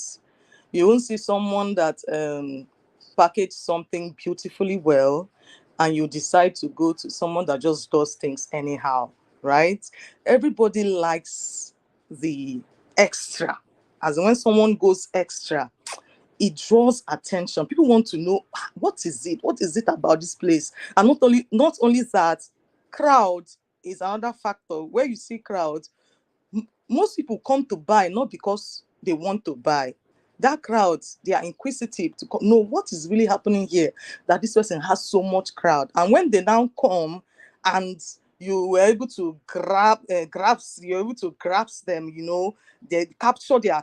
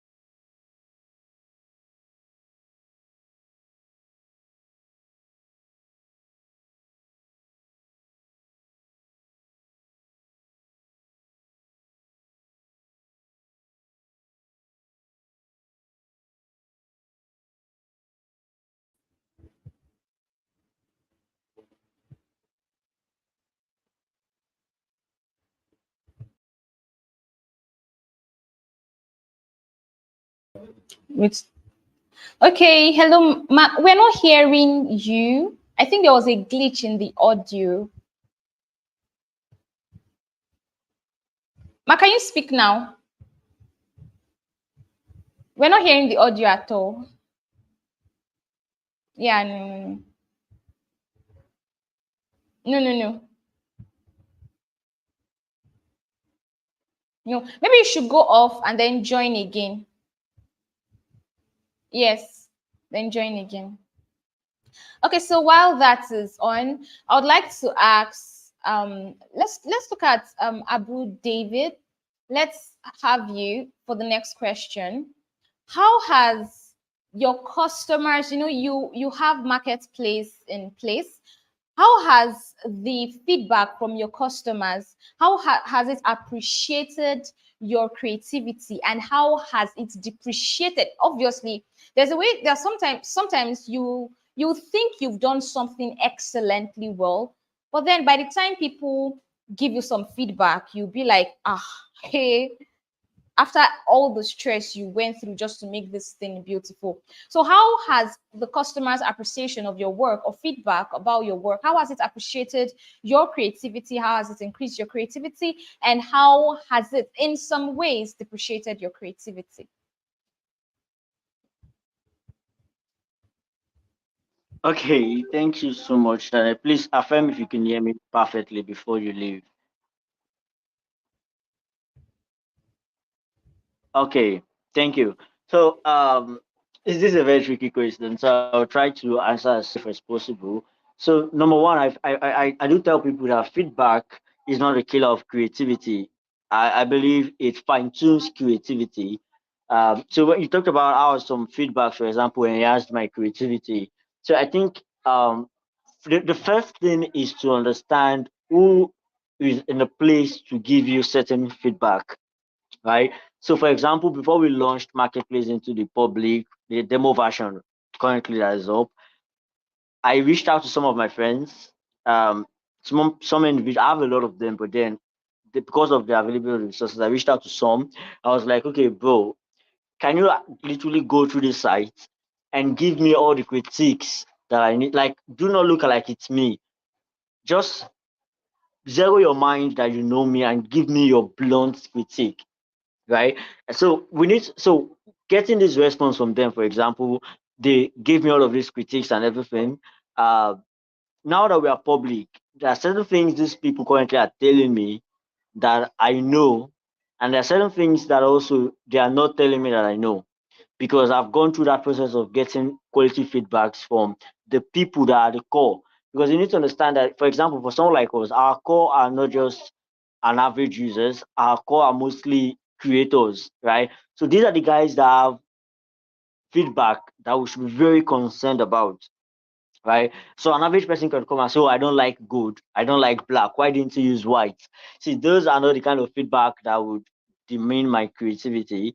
But then, if, for example, if some of the sellers are coming up to say, okay, payment delays by 5 seconds, right? So these are things I want to place my time on because I feel like, okay, this is constructive. So I feel feedback should only help us creatively solve problem better, not kill the solutions, but then creatively solve them, because in creatively solving a problem, you're also being creative in that process, right? So creativity is not just in you offering a solution. Creativity is also, what it takes to fine tune a solution, right? So if your creativity ends at the solution, then you're not creative enough. So, for example, like the queen who is there talked about our car brand. I believe that there are certain things she didn't start at first. That when people started pointing it out, she started working to solve those things. But then, how you solve it, because you have to understand there's a solution, but then there's no perfect solution. Solutions will always encounter problems that need further solutions. So if your solution is creative enough and then problems arise, the solution to those problems should also be creative. That's how the creative circles continue. Not that the first solution is creative and then all the solutions aftermath are not creative, right? So, and then how can creative create, like, feedback also demean creativity? Yes, we can't talk about the fact that there are certain feedbacks you get that makes you question the quality of your work. But then that's why I tell people, as a creative, there's a place of conviction. So conviction comes, one, from a place of spirituality, comes two, from a place of knowledge, and three, comes from a place of data, right? So when we talk about conviction, so for example, as a founder, for example, there are certain things I've done my market research on. There's certain things I know, that psychology of humans, that because we need to understand that there are two kind of behavioral patterns in business. There's the first behavioral pattern whereby it is adaptable, it is of the presence. So for example, people, Gen Z, there are certain characteristic traits that are relatable to Gen Z, right? So, for example, what marketplace is doing is not the presence, the present character that happens. We're trying to say, okay, there's what called predictable outcome. But we're trying to say, okay, there's this character trait that from psychological study, we believe that this particular demographic needs this, but then it is not available in the market. So we're positioning ourselves to be the market leader in that solution. We could say, for example, Tesla, right? So in the early 2000s, people were comfortable using fossil fuels for their vehicles. But then Elon Musk and some other guys came along and like, okay, we could use electric. It sounded old because nobody had ever used an electric car. There was no research to back the fact that anybody would be willing to drop their fossil fuel vehicle for an electric car vehicle. But what happens is there research to back that there's a growing population amongst millennials that were concerned about green earth. They were concerned about the preservation of the universe, and then electrification of vehicles could connect to that. So there are certain things about being a creative. You must have conviction on why you're doing it. Because without conviction, you would wander. And then in the process of wandering around trying to solve all the problems that people are bringing, it might take you from the original solution. All right. All right. Thank you so much, David. Thank you so much, David. Thank you so much for that beautiful response. Okay, the next question this time. I'm really enjoying this conversation, and I do hope everyone on board is learning. The next question goes to Austin. Okay, and this question is quite tactical because you are a social media manager. How do you, when it comes to creativity, it's not just about what you want to give to the people. It's about how the people receive what you want to give to them. So I might, just like Ma'am Queen Jane said, I might have realized that there's a problem here, but the solution I'll be providing may not be in line with the contemporary kind of solution. And similar to what David said. David said that he gave an instance of Elon Musk, that when Elon Musk brought a particular solution on ground, a lot of persons did not welcome the solution because that was not what was invoked. So how do you cope? How do you cope with you pushing out something creative, something you believe to be creative and which is actually creative, in contrast to what is the trend? What is the trending thing? How do you cope with these two things? Okay, thank you so much for that question. Please confirm that I am audible. I am audible.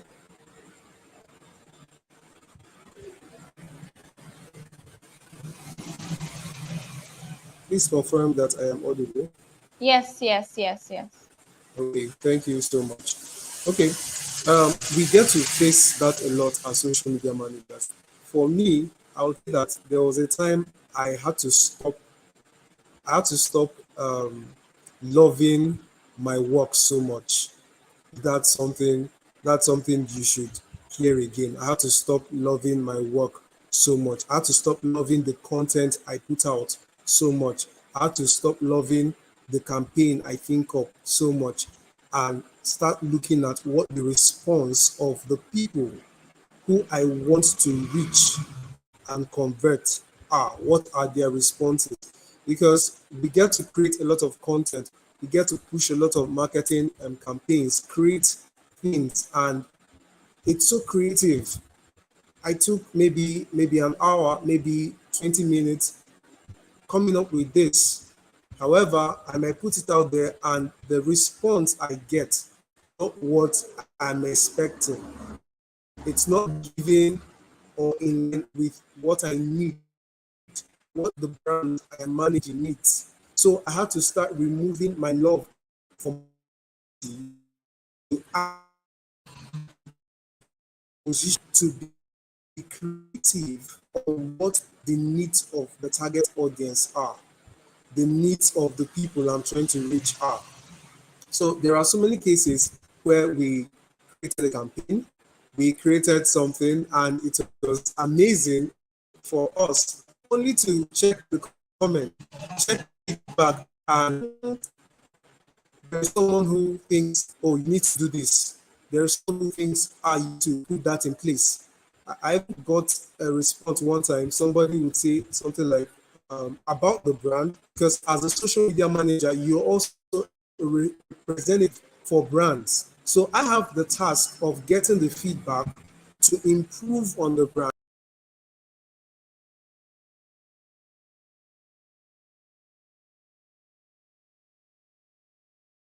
All right, I think we've lost Austin's connection right now. Okay, without further ado, we'll move to Mrs. Queen Jane, and we'll have, as we'll be rounding up soon. So, okay, Austin is coming on board. Okay, while we're waiting for his connection, move to Can you hear me now? Mrs. Queen Jane, and it's still the same question we asked earlier. How has your creativity, you expressing your creativity, how has it affected the response of your customers? All right. Thank you. I want to be sure you can hear me, right? Yeah. I didn't know. I didn't know I wasn't being heard when I was talking. Okay. I don't know if you heard me at all, or all the things I said. You did not hear anything. A little. Did you? A little. Okay. A little when you started, yeah. Okay. All right. Okay. Why creativity is very important is because you are not selling for yourself. You are not selling for yourself. You have to know that there's a target audience out there that you are selling for. So they are coming back to you, patronizing you, coming back and keep coming back. Not just they will buy once, they don't come back.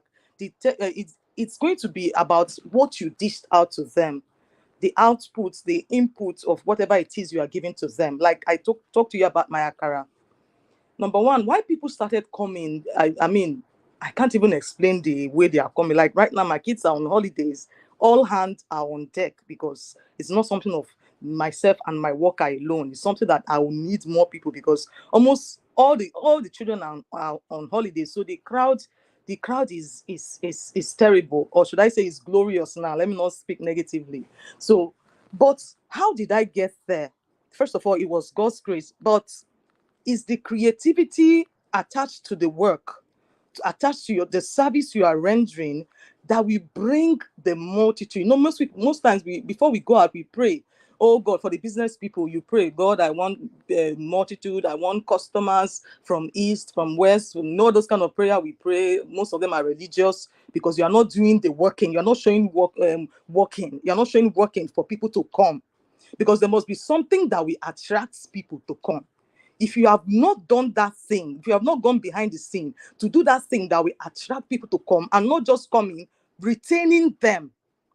Many people sell, they sell, maybe they launch a particular product or service. That first day, the massive sales, but after then, what happens?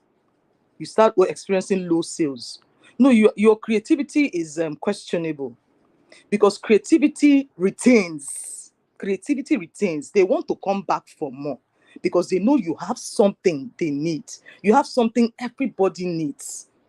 So what I did was, like I was saying, I don't know if you heard me. I said, okay, let me come out of from the ordinary.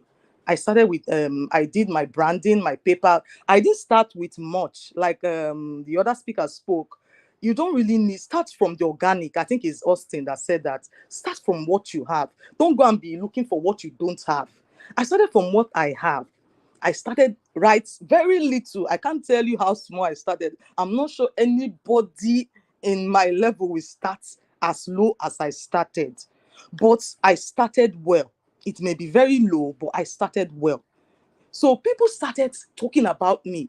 Before I will know, somebody will come from distant places. I'm at East West Road, Rumokoro down to Mpolo. I don't know if you know the axis, but people come as far as GRA, as far as Peter Odili, as far as name the distant places to come and buy. Because they said, there's something I heard about you. There's something about the akara. Somebody told me that there's akara you will eat. You will keep coming back to buy. So that's the creativity there. The creativity captures and it retains. You will not be struggling for customers. Okay, at first they said it was the look. But if it's only the look, people will not be coming again because they'll be tired of the look. So it's not just about the look. It's not just about the appearance. It's the product. It's the service you are rendering. It's the product. Are you the one that will do it today very well, perfectly today? You capture them tomorrow. You start doing hanky panky. You will not deliver well. Start reducing standards. The way many people do now. Start mixing black and white. the customers will not be there. They will not be there. They will come the first time, they will not repeat themselves. So instead of you to start off so well and start mixing black and blue, you come to the, for example, now, I don't know if you are aware, people fry akara with flour because beans is on the high side now. Beans is on the high side. People mix flour, people mix gari, people mix many things. But one thing a customer told me is, anytime I eat your akara, I know I'm eating beans. He has not seen me where I'm washing the beans. He has not seen where I grind the beans. But he said, once I taste your akara, there's this feeling I have. I know I am eating the right thing. And I know I'm at the right source. That's why I keep telling people, honestly, I did not do no adverts. I've never done adverts. I did not do adverts, but the way people come. So creativity makes your work speak, and people will come. And when they come, they are retained. They won't go, except you start mixing. So I don't know if I answered your question. I will stop there, right there. Thank you very much, Janet. Yes, you did, ma'am. Yes, you did, ma'am. I'm in a studio presently, and immediately you mentioned the fact that some people mix akara with flour with akara, gari with akara. I love akara. I said, what have I been eating for a very long time? So yeah, yes, you did. Yes, you did. Okay, now we'll be rounding off to get Miss Sandy, on board. Okay, she'll be joining us. She'll be coming in for her session soon, and then we'll give it a wrap. Okay, without further ado, I would like us to the panelists to just say one or two words before we call this call it a day. So Abu David, please tell us from your experience. You cannot, the truth is, if you are very intentional about your life, because I'm also talking from experience, if you're very intentional about your life and you're giving a whole day, if you're giving a whole day to talk about your experiences, it's not going to be enough. It's not going to be enough if you're going to use the entire day to talk about your experiences. So first of all, I would like to give the button to Abu David. Please, in few words, talk to us about just some advice to creatives who want to venture into the online space, who want to venture into having their own online platform. So please do share with us. David?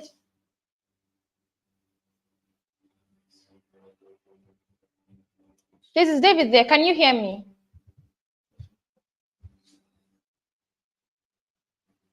Okay, I think David is off. Okay, I'll pass the question to Austin. Austin, please, can you hear me? Yes, I can. All right, I can all hear right. you. Thank you so much. Thank you so much. Okay, so the question is, just tell us from your experience as a creative person. I see what you do. I see what you do with the brand you work with. And sometimes when I hear your voiceovers, I'm like, this is Austin's voice. I love your voice. I love the voiceovers. Thank you. So please just yeah, you're welcome. So please just tell us in one word a message to some person starting out as a creative who wants to venture into social media management, who wants to, live that life that they really desire for themselves beyond just waking up and sleeping every day. All right. What I have to say is, like we have all been saying, your creativity has to be relevant. Your creativity has to be relevant. It has to be relevant to what you're doing. Because most times, as creative persons, we have a lot of thoughts. Our minds are here. We can explore a lot of options, and that is good. You want to explore all the options that would get you as a creative person, whether you're working for someone else, whether it is your brand. You want to explore all of the options that would stand you out, because there are a lot of people on social media. However, you must pay attention to the most important factor, and that's it being relevant to your target audience. It's all about the people you're trying to reach. What you have there in mind and you put yourself in your shoes, it is easier to develop and implement creative things that would get the results you want. So let your creativity be relevant. If there is anything you go out of here with, pay attention to that. Thank you. All right, thank you so much. Thank you so much, Austin. While we work on the technicalities on my end, I want to be sure that you can hear me well. Can you hear me well, please? Yeah. Yes, I can. All right. All right, thank you so much. Okay, the next question, the similar question to Mrs. Queen Jane, and the question is, just tell us, just not really a question, an admonishment to other creatives, out there. So a creative who is doing something unique, or who has discovered a problem and has a solution for it, how should the person start?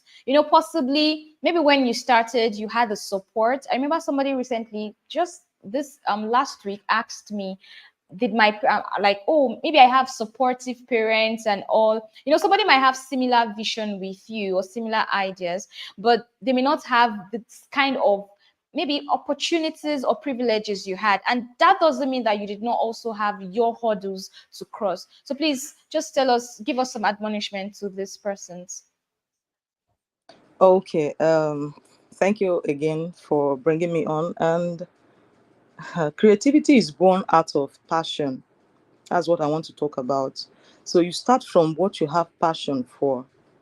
For you to be creative, it has to be something you are passionate about, because that passion will now be inspiring you, now be innovative and creative. Then the major thing I want to talk about tonight is start from where you are. Like I told you, when I started, I didn't have all the resources, I didn't have all the funds, I didn't have everything I needed to start with. I told you I borrowed umbrella, I borrowed table. For real, I'm not joking. I borrowed those things. Not because I can't afford them, because I felt I was in a hurry. I just needed to start. The push, the zeal of when you have an idea that you just want to start implementing it. I just had to borrow. I didn't have time to do all of those things. I started. So please start from where you are. If there's something that has been dropped in your mind, don't wait till you have all the funds, all the resources. The more you are wasting your time, the more you are waiting, the more the zeal is dying off. I'm telling you the truth. As you are waiting to begin to have everything you need before you start, the zeal for that passion will just be dropping. Before you know it, you won't even feel like starting. Then secondly, don't listen to naysayers.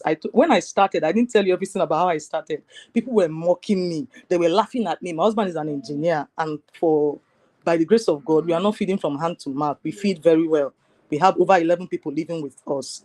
So people were mocking me. They were even telling some of my girls working for me, yeah, it be like, say, your madam, the poverty don't they come small. I heard all manner of, but it did not even touch me. It did not even affect me. I wanted to make my own money. Not only that, I wanted to solve a problem in the neighborhood and make my money, because I wasn't doing anything. I was just a stay-at-home mom. I wanted to have my own money, not just asking my husband, give me. So don't listen to naysayers. So long as you know you're on the right path, and you know what you are doing, and what you are doing is affecting people positively, keep going. Don't forget about them. Now, those people that were laughing at me, they are now aligning with me. Some of them came to work for me. So when you are on the right path, you keep going with that thing that you call the blueprints on what to do. Stay there. Those people that laughed at you, they will come and celebrate you. Thank you very much for having me tonight. Thank you very much. All right, thank you so much, Ma. Thank you so much, Ma. Once again, I am sincerely grateful for the privilege we have to bring you on board, and I'm also grateful for the privilege and to Austin for granting this session, and I'm also grateful to David Abu for granting our request. All right, without further ado, the panel session is over, and we're moving to the last session for today, and that's the session with Sandy. So we want to know if her network is up and steady, so we'll be getting to the session. Thank you so much, our panelists. We are really grateful. Thank you very much. Thank you. Right.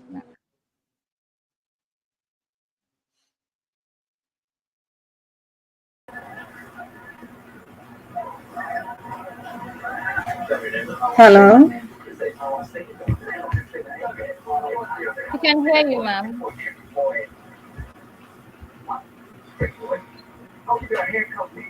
Hello.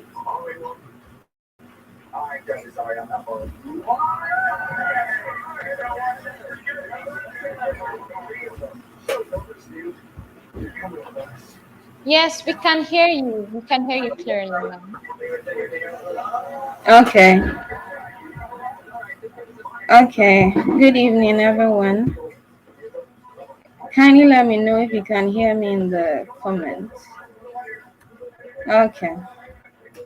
So I'm going to go a bit fast because time is not really on my side and on the side of the entire program. So let me share my slides.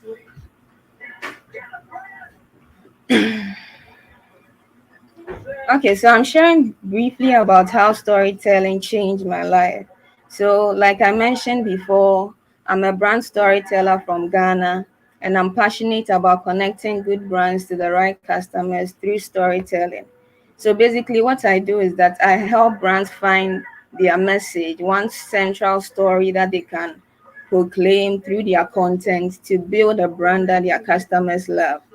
So what I do is a combination of brand strategy and copywriting, if I should say.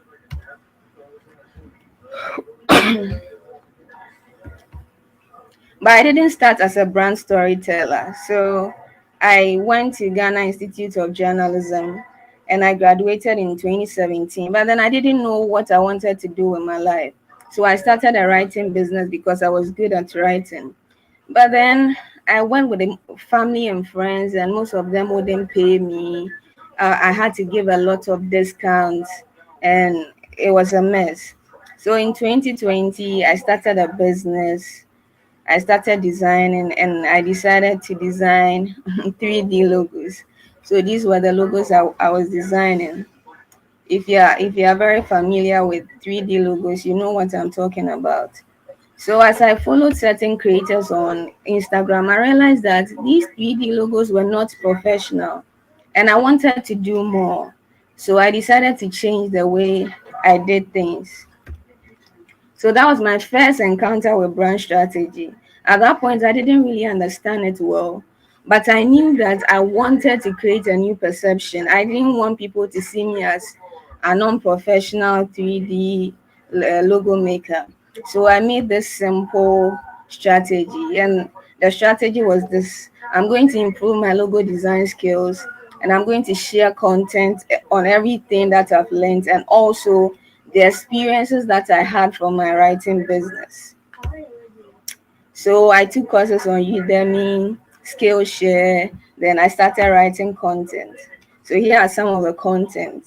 So I'll share about my struggles with pricing, and a lot of business owners could relate because they were the ones I was targeting. Then I shared about design, the importance of design. So these were things I was sharing about. Then something happened in 3 months' time. A friend sent me a message and he was like, wait, I don't know if it's just me that is seeing, but there has been a total switch. I used to know you as a 3D logo, a 3D mockup logo designer. And at first I didn't understand, but then as we talked further, I realized that he had noticed that I had changed direction. And I confirmed that, yeah, that was true. So that made me realize that, okay, I was doing something great. So I just kept on sharing and running sponsored ads from time to time. And by the end of the year, I'd attracted customers and made my first 10K, which is roughly 1 million naira. So shortly after this, I did this for 2 years. And I decided, oh, I like brand strategy. I want to do more than design. So I used the same strategy. I developed my brand strategy and copywriting skills and marketing skills. And then I shared content. Fast forward, two CEOs contacted me to work for them. And so that's why I believe that storytelling is a tool that you can use to create your personal brand. You can use it to create any perception at all that you want. And that's what I've done for myself. And I've realized that if you can tell relatable stories, stories that your audience, your clients can relate to, and prove that you can actually solve those problems, then you can sell and you can build a very favorable brand for yourself. So that's what I did. and it informed my now tagline or narrative. Relatable stories sell. If you can tell relatable stories, you can sell. So you can find some of my brand strategy work on my Medium page. And here are some of my designs, just for context sake. So here are some of the logos that I designed and shared.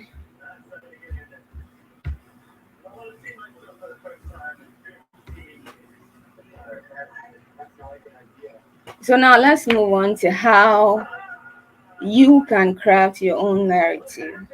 If you are following at this point, kindly type narrative. Narrative.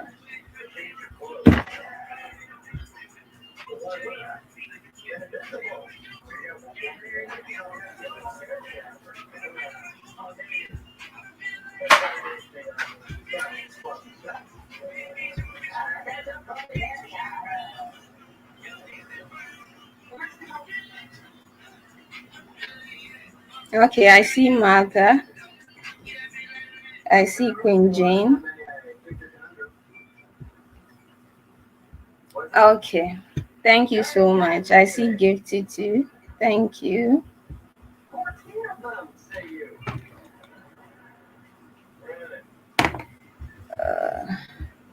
I don't know. It's like my slides are moving. Okay. So the topic I'm addressing today is crafting your narrative, the way to building a personal brand.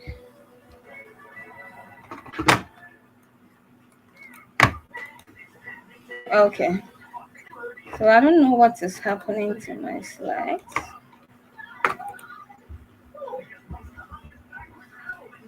Okay. So what is brand storytelling? So brand storytelling is basically a form of marketing.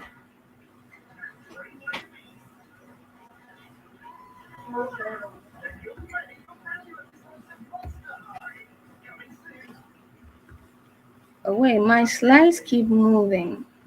Can you help? Okay, let me log out and see.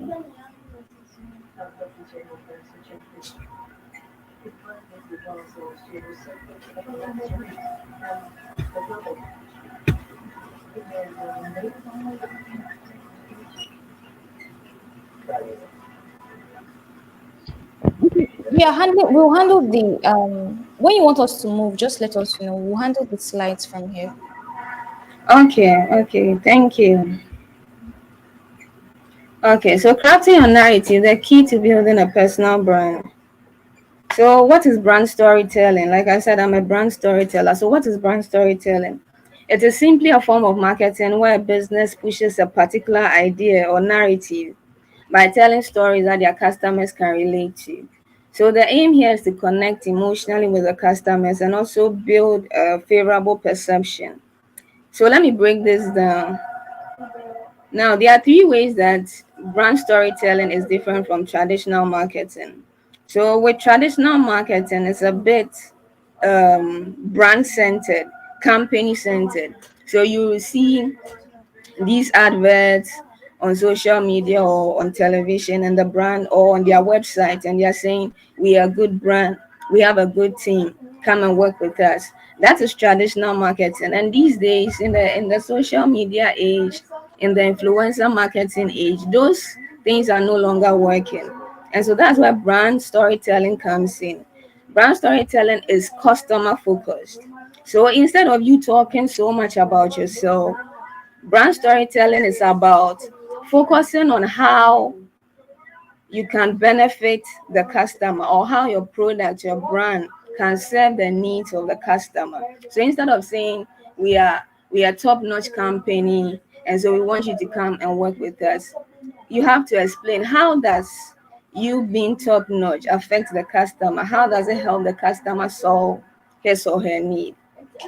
Now, secondly, with brand storytelling, there's one central message, and that message is core of all brand communication. So everything that the brand puts out is based on that one message or narrative. So here are some examples. Next slide, please.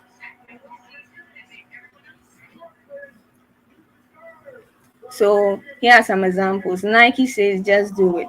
Now, when you look at all of Nike's campaigns, even when you go to their social media, everything they are saying is about encouraging athletes to give out their best, to not look at their weaknesses, but to push and achieve their goals. So that's the just do it. And they connect this to their product. Now, if Nike as a brand inspires you, if you see their product in town, you are likely to buy it. So that's the narrative they are pushing. And there's a brand called Liquid Death, and it's a water company, but it's in a can. And their tagline or their narrative is death to plastic. And what they are doing is that they are putting plastics to death. And so that's the narrative they are pushing, that plastics endanger the community. So their water is in cans, and their aim is to ensure that more people do not use more plastic and endanger the community. There's Food Gap, which says power to you. And so with brand storytelling, there's a particular narrative that you are pushing. And the more you push this narrative, the more people begin to see you as that. If you say something every day, if you have a friend who is always saying one thing every day, he's saying, I'll become a millionaire, I'll become a millionaire. With time, everybody will start calling him millionaire. So that's the idea. Once you have a particular narrative you're pushing, and you tell relatable stories about it from time to time, people will begin to see you as that thing. Please, let's move on. So the third point. So the first point is the messaging with brand storytelling is customer centric. The next point is that there's a central message, and the third point is that it is simple over communication, simple over complex messaging, or simple over complex communication. So with traditional marketing, you hear complex terms like cutting edge, intersection, landscape, solutions. I don't know if you've read the about us section of any company's website. You're going to see one of these words there. And these words are very hard to understand because without any clear context, it's hard to understand what you mean by cutting edge. It's hard to understand what you mean by intercession.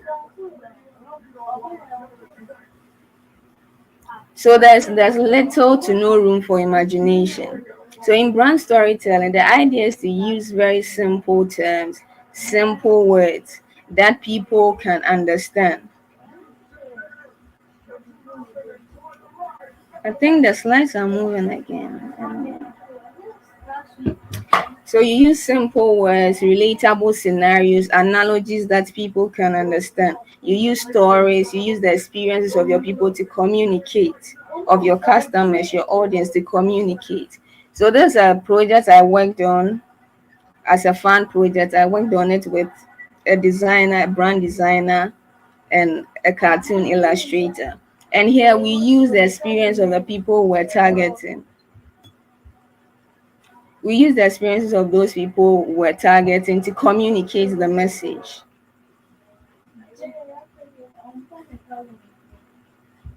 And so we use words that these people were familiar with. We use terms that they were familiar with, and we use cartoons because stories are interesting and stories are relatable. So when someone reads a story like that, they are likely to see themselves in a similar situation. And so they are likely to connect emotionally to the brand. So that's what we did. And when you look at Piggy Bank, they also have this cartoon series that they use to talk to people about savings. And it gets a lot of reach. And when it gets a lot of reach, it brings people to Piggy Bank, and then they start downloading the app, they start signing up, and then it brings sales to them. And I have something I call random convo.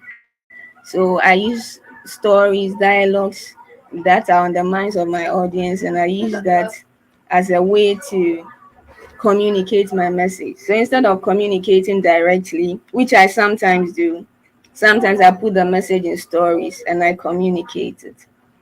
It's because stories are a much more simpler way for people to understand something and remember something. So here's an example of a complex message. Like you see, a company say we are a multifaceted company that is concerned with this dishing out distinguished and extravagant interior solutions for 9 to 5 workers. Now, there's nothing wrong with this. It's a good sentence.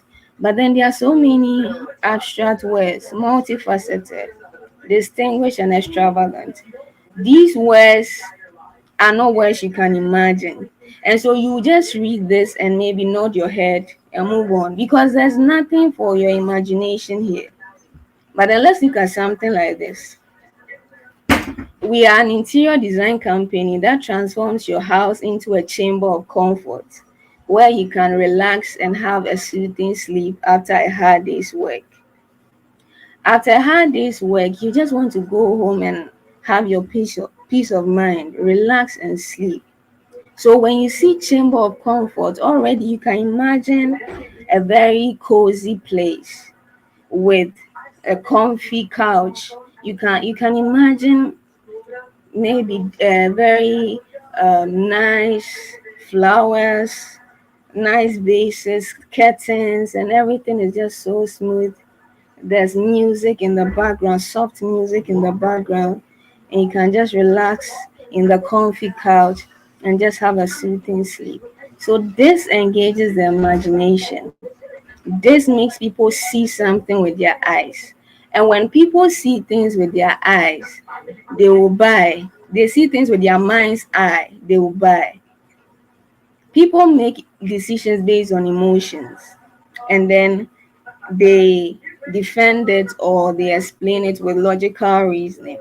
So if when you are communicating as a creative or as a brand, you want to make sure that you are engaging the senses of people. You want to make sure that you are stirring their emotions. And the way you stir their emotions is to use things that they need, understand their needs, and then communicate it. So instead of saying distinguished interior, you say chamber of comfort. Instead of saying we are the best, you say something like we want you to relax and have a soothing sleep after a hard day's work. Because these things will make them imagine themselves in that situation. And when people imagine themselves in a particular situation, they will they will patronize you, they will buy from you. So now the question is, how can you adopt brand storytelling in your social media content to create a narrative for yourself? So to do that, you need to answer a few questions. So the first one is, who is your customer? Who is your customer? So who are they? Who are your customers? So here I'm using an example of a visual identity designer or a brand identity designer. So for a visual identity designer, they may say that the startup that want to create a favorable perception and sell are their target audience. So now you have to answer, where are they? Where are these people? Let's say they are in Nigeria and they have an online presence on Twitter, because a lot of startup founders are on Twitter. Now, this is the important part. What are the external challenges? What are the things that they need physically, or the tangible things that they need that nobody can see? So most of them will say, we need a logo, we need color palettes, we need typography. Then they also want to have a professional outlook to win the trust of customers. They also want their marketing activities to be successful. And most of them don't have high budgets to hire big agencies. And that can be an advantage for you. Then they also want a designer they can trust to deliver great designs. Now, how do these challenges affect them emotionally? So that's the internal challenges. So for a startup that doesn't have any logo, they are starting their business, they have a great product, but they don't have a logo. Something they are likely to be thinking of emotionally is that they are afraid of being judged for their poor outlook. They are afraid that customers will not take them seriously. They are afraid that a designer might take their monies and not deliver to their expectation or not deliver at all. And I've had instances as a designer where a customer will come to me and say, "Can I trust you? Like, if I give you the money, can I trust you?" And I've also had instances where the customer is like, "Design first, then I'll pay you." Then I'm also like, "Pay me first, and I'll design for you." Let me know in the comment section if you can relate with what I'm saying as a creative. It's because a lot of customers are scared these days, especially when they are operating with people online. So they will say, "Design for me first. If I like it, then I can pay you." But then you are also like, "No, what if I design for you and you don't pay me?" So you have to pay me first. And I've had instances where I've designed for people and they like the design and they didn't pay me. They just left. Then a few months later, you see them using the design. You're like, "How? Like, you didn't pay me." Some will tell you, "Oh, the design is not nice." Then they take the idea and go and give it to someone else to do it.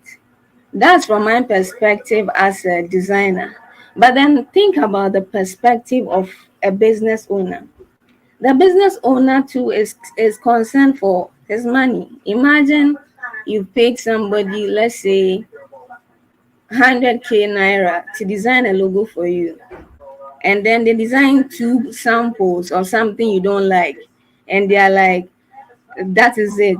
You either take it or not." And now your 100k is gone down the drain. You don't even like the design. So these are the things in the minds of your customers. If you're a designer or you are creative, people want value for their money. And sometimes they can see something that you design nicely in your portfolio, but then when they come to you to design for them, they don't give you the same creative ability or the same creative freedom for you to design something like that for them. They want to micromanage you. And at the end of the day, when you don't deliver, then they feel like they've been treated unfairly. So these are things that go on in the minds of customers, and you have to understand all these things so that you can set up a process that addresses all of this. So because you know that some customers want to micromanage or they want to oversee, you create a process where you interact with them at every stage. When you do your sketches, you send it to them. You do the mood board, you send it to them. You do first sample, you send it to them. So when you understand the external and internal challenges of customers, it helps you customize or position your product and brand in a way that will be attractive to them. And when your brand is attractive to them, they will work with you forever. And even when they can't work with you, they'll recommend others to you because they've come to love you. They've come to see that you are concerned about them. That's the whole essence of brand storytelling. Is to let people know that, see, I'm not just here for my business. I'm not just here for the next cash. Even though you are, you don't want them to feel that way. You want them to feel like, "I'm here first and foremost for your needs." And you're not saying it like as a lie or as a trick. You are saying it because you really mean it. That firstly, I want to see you do well. I want to see your needs solved. And when your needs are solved, you're going to pay me. You're going to bring me more money. And when you bring me more money, that helps me at the end of the day. So that's the aim of brand storytelling, to show in your communication that you care beyond yourself, you care beyond your product, you care beyond your brand, you care for the customers, you know their thoughts, you know their needs, and you position yourself to be a help, to be a helper to them, or to be of help to them. So now you are going to also understand what are their goals. So for founders, they want to sell first and foremost. They also want to build a trustworthy brand. They want people to see their brand and respect them. Every founder of a startup or business wants that. They also want their brand to look good. The D is missing here, but it's good. So then what is preventing them from achieving these goals? So most of them, they don't have enough budget to hire the big agencies or professional designers. And because of that, they settle for very cheap designs, which are usually unprofessional. So this is the thing blocking them from achieving this goal. So now when you understand all of these things, you have data. And this data will become very useful when you are writing content or when you are telling stories. So let's move on. So now you understand your customers. So now what is your story? What is your message? What is that central narrative that you are going to put out there? Now to find this narrative, you need to understand your market.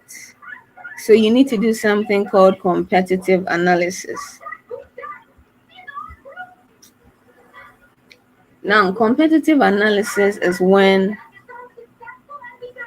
you study the market. So you study the market and say, I'm a designer, I can design, but then there are other people too who can design. So what makes these people special? What makes them different than me? What are they doing that I'm also doing? What are they doing that I'm not doing?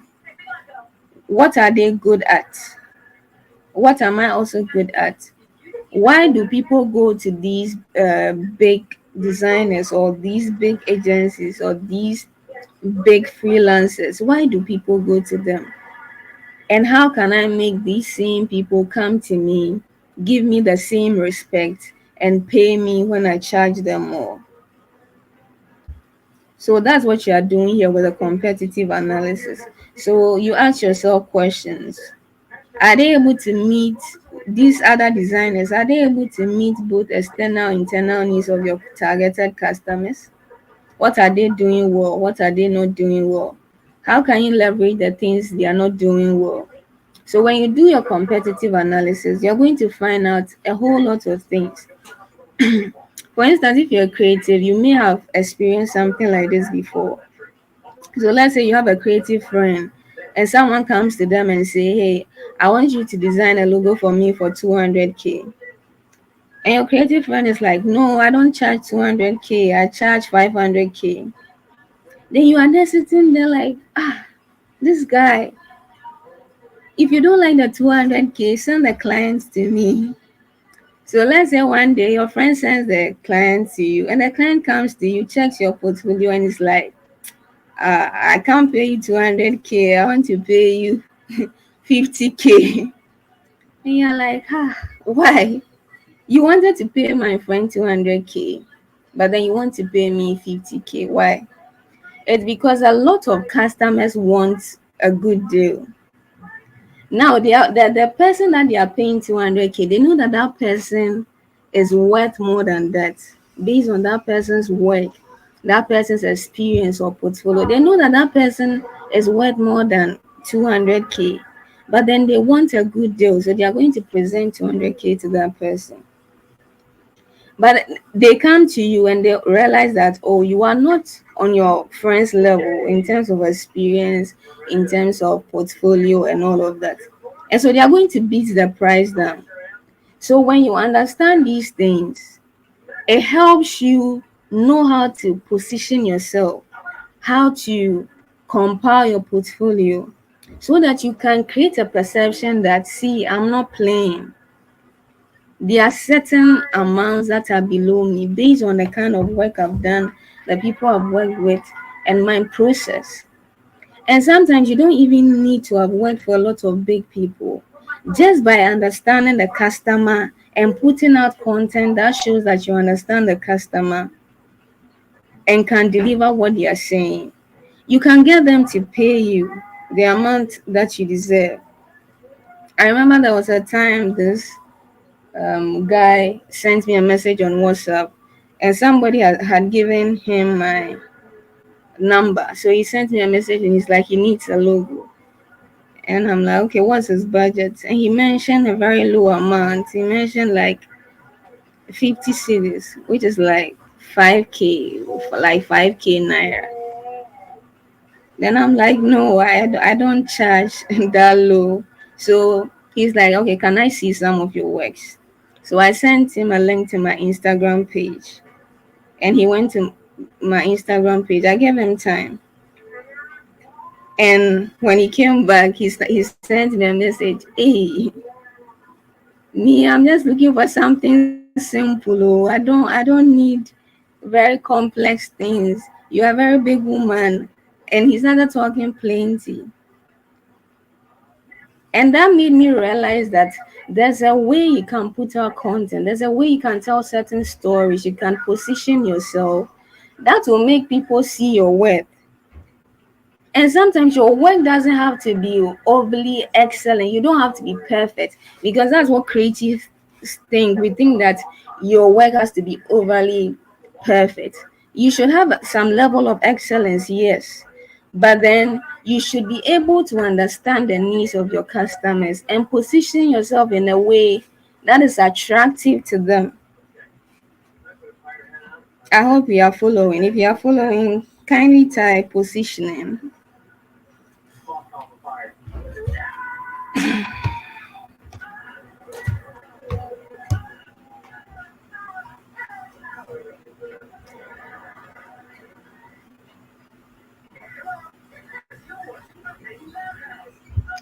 So the next point is brand positioning.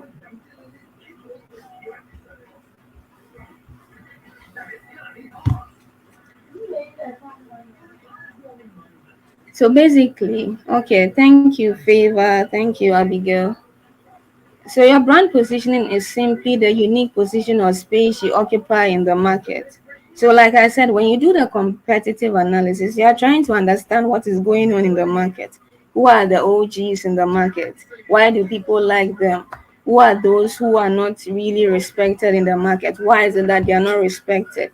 So once you found out all these things, now you are going to find a place that you can stand and occupy that place. That place will be for you.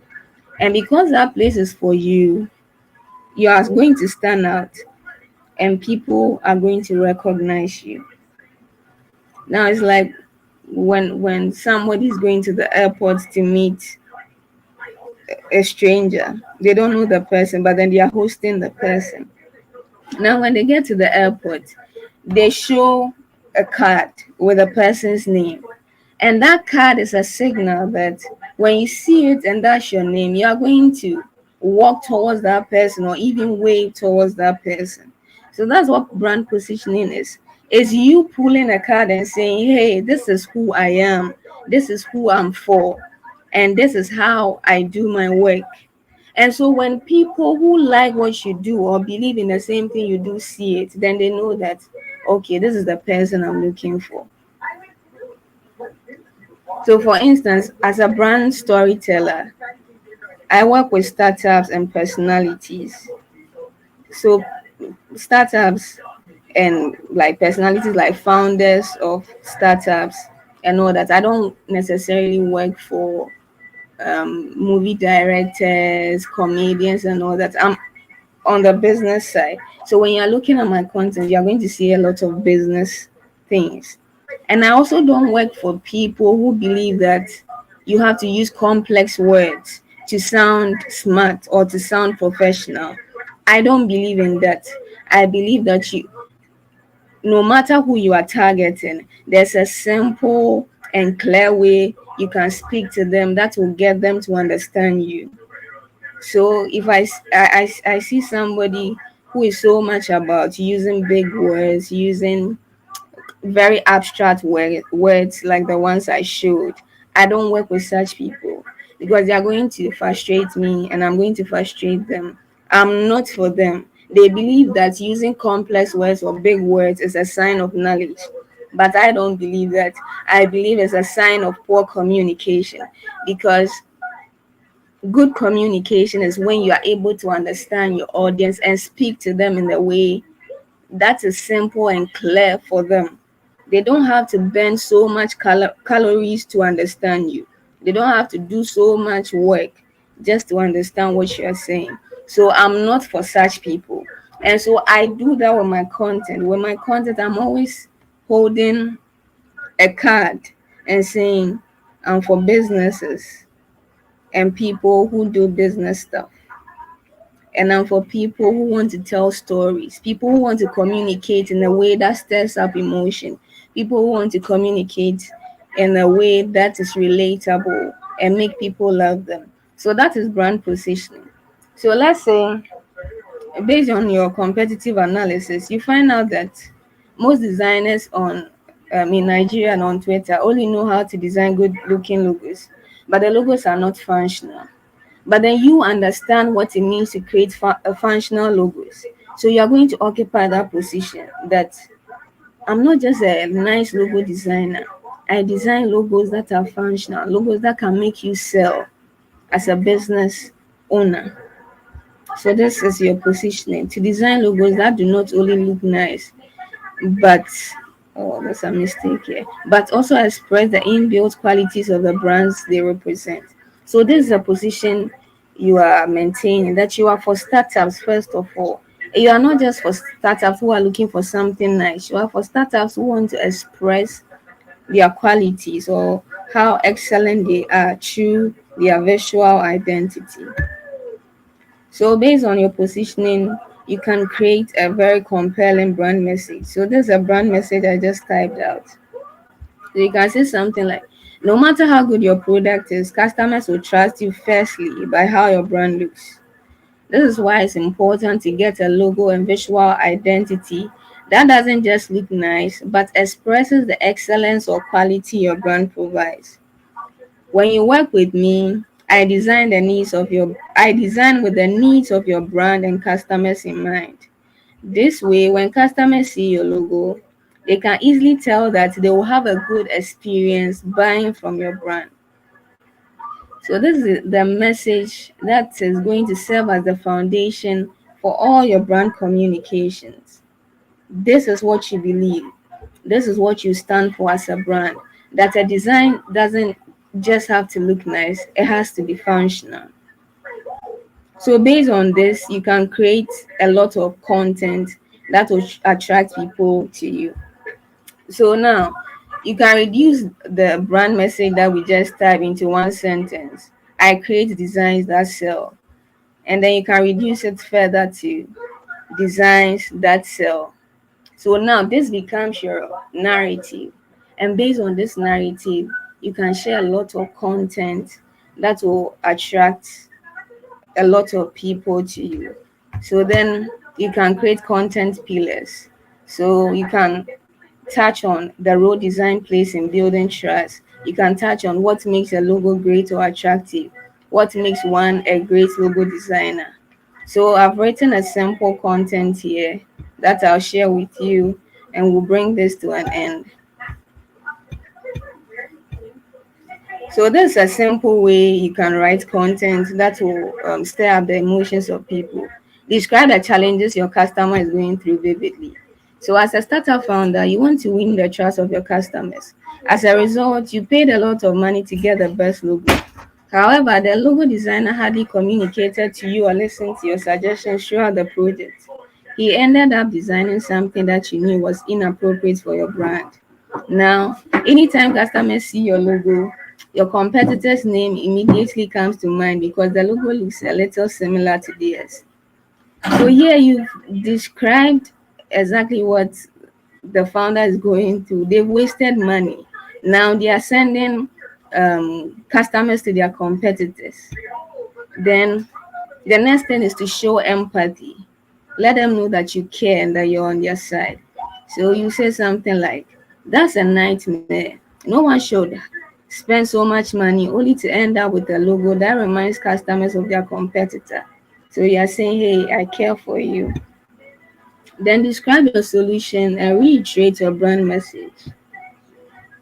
So this is why you need a designer who doesn't just design nice logos, but also understands the qualities that makes a logo design magnetic and pulls customers closer to your brand. So do you know what you are doing here? You are not putting yourself first yet. You are saying that this is what you need generally. You need a designer who understands how to make a logo pull customers closer. Then you insert yourself in and say, "See, when you work with me, I take time to understand your startup, customers, brand goals, and work hand in hand with you to design a logo that sells." Remember, that's your narrative. This way, your logo design doesn't just push customers to your competitors. It becomes a timeless symbol that expresses the excellence that your brand embodies and make customers stick to your brand. Now imagine you put such a message on LinkedIn and startups and business owners are seeing this, and you add some designs that you designed in the past to it. They are going to contact you. The only way they will not contact you is when they don't see it, because you've touched on a lot of things that founders or business owners are looking for when they need a logo. So the last thing to do is to have a call to action. What do you want them to do? So you can say something like, "If this sounds like something your startup needs, then send an email to me or DM design and let's talk about how I can design a befitting logo for your startup." So when it comes to brand storytelling, it's not necessarily about telling some stories that have not happened, because a lot of people think that's all that it is. That is part. If you have an interesting story from past experience with customers that you can share, that's fine. But you don't always have to tell an elaborate story. Sometimes you can just repeat the things that these customers go through every day, like things like they paid huge sums of money, they didn't get the logo they liked, somebody scammed them.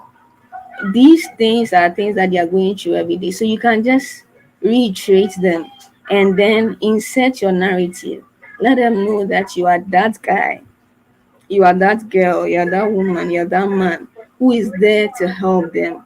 And if you can communicate like this using various ways, using various scenarios, using various analogies that they can relate to, if you can do this in your content all the time, and if you can position your brand in a way that they see it, maybe you can run sponsored ads, you can get someone to share your post and get your target audience to see it, they are going to reach out to you. It may take some time.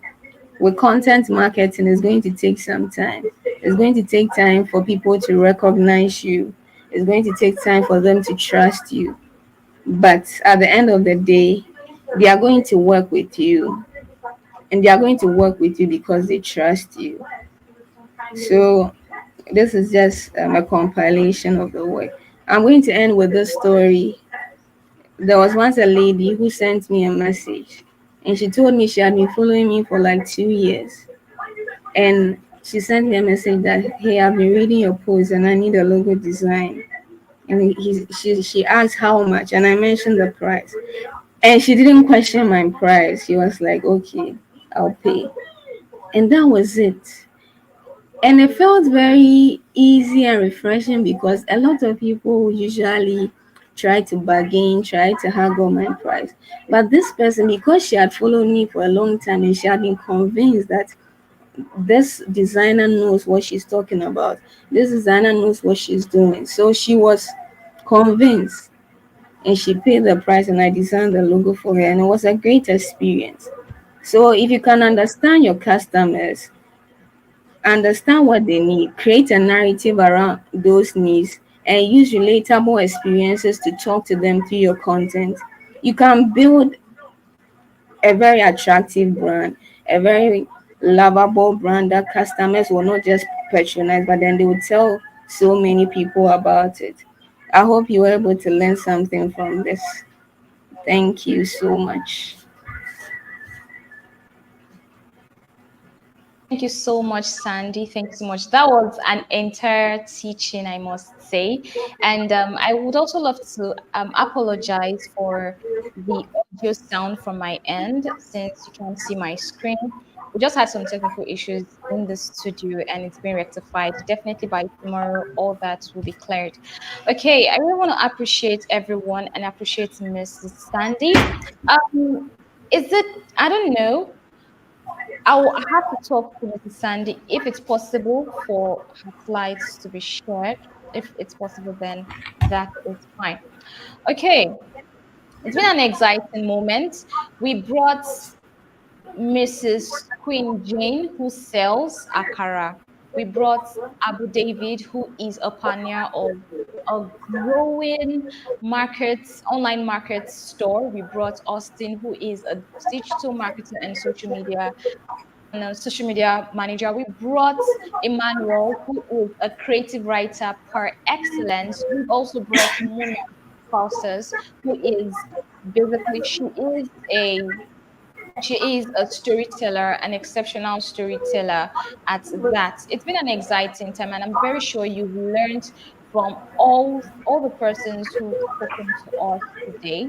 You've learned a lot from the session of Miss Sandy. It's obvious that you realize that she spoke from the direction or from the perspective of a brand storyteller. This is to tell you that beyond you just saying you are a creative person, how do you position yourself? She talked about logo designs, she talked about a whole lot on how to tell your stories. And I'm sure you can apply all that she's said to your personal life.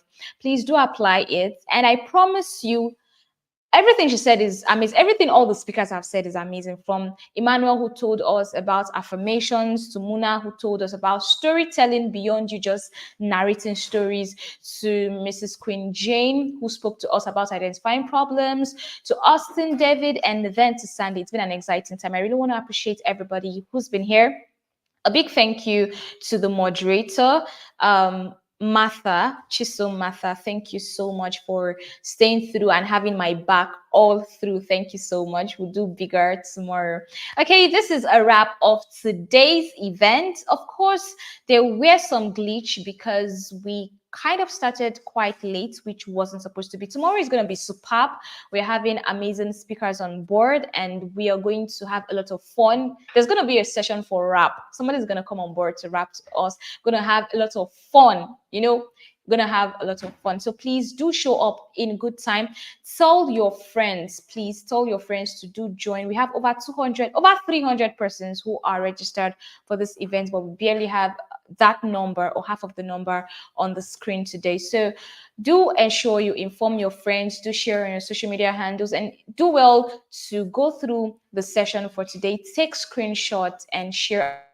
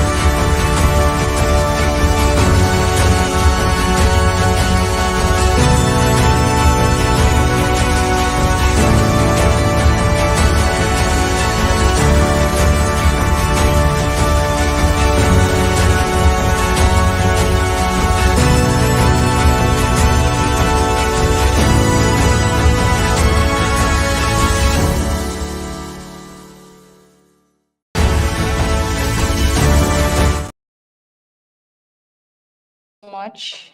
Thank you so much. There was a little glitch here. Okay, so we really appreciate everyone who's on board. Remember the game I said, person is going to get the data. You are to tell us what exact time we started. The first words, the words of Mona Foster, the first sentence she said when she started the event, and a word that was hammered by Mrs. Queen Jane. You get yourself a credit on your network, a data credit on your network. That's the game. And this is we're going to send out the flyer this night. The game is going to go on from now till 4 p.m. tomorrow. You are to make your comment on Creative Mastery Facebook account or on my personal account. So when you see the post, when you see that particular post, you have to go on there and just make you have to put the answers there. Either on Creative, not Mastery, either on Creative's Aflame Facebook page or on my personal Facebook page. I am Adeyemo J. Sutofumi Janet, the host for Creative's Aflame 2024. Have a beautiful night rest and enjoy the rest of the day tomorrow. See ya. Bye-bye.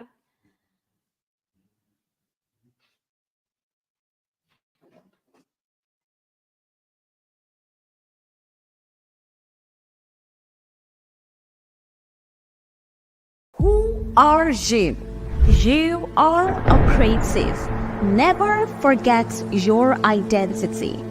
Creativity is a tool provided by nature for our survival. It helps us maneuver inevitable problems. It defines how you execute your thoughts. Everyone is a creative. You just need to be informed.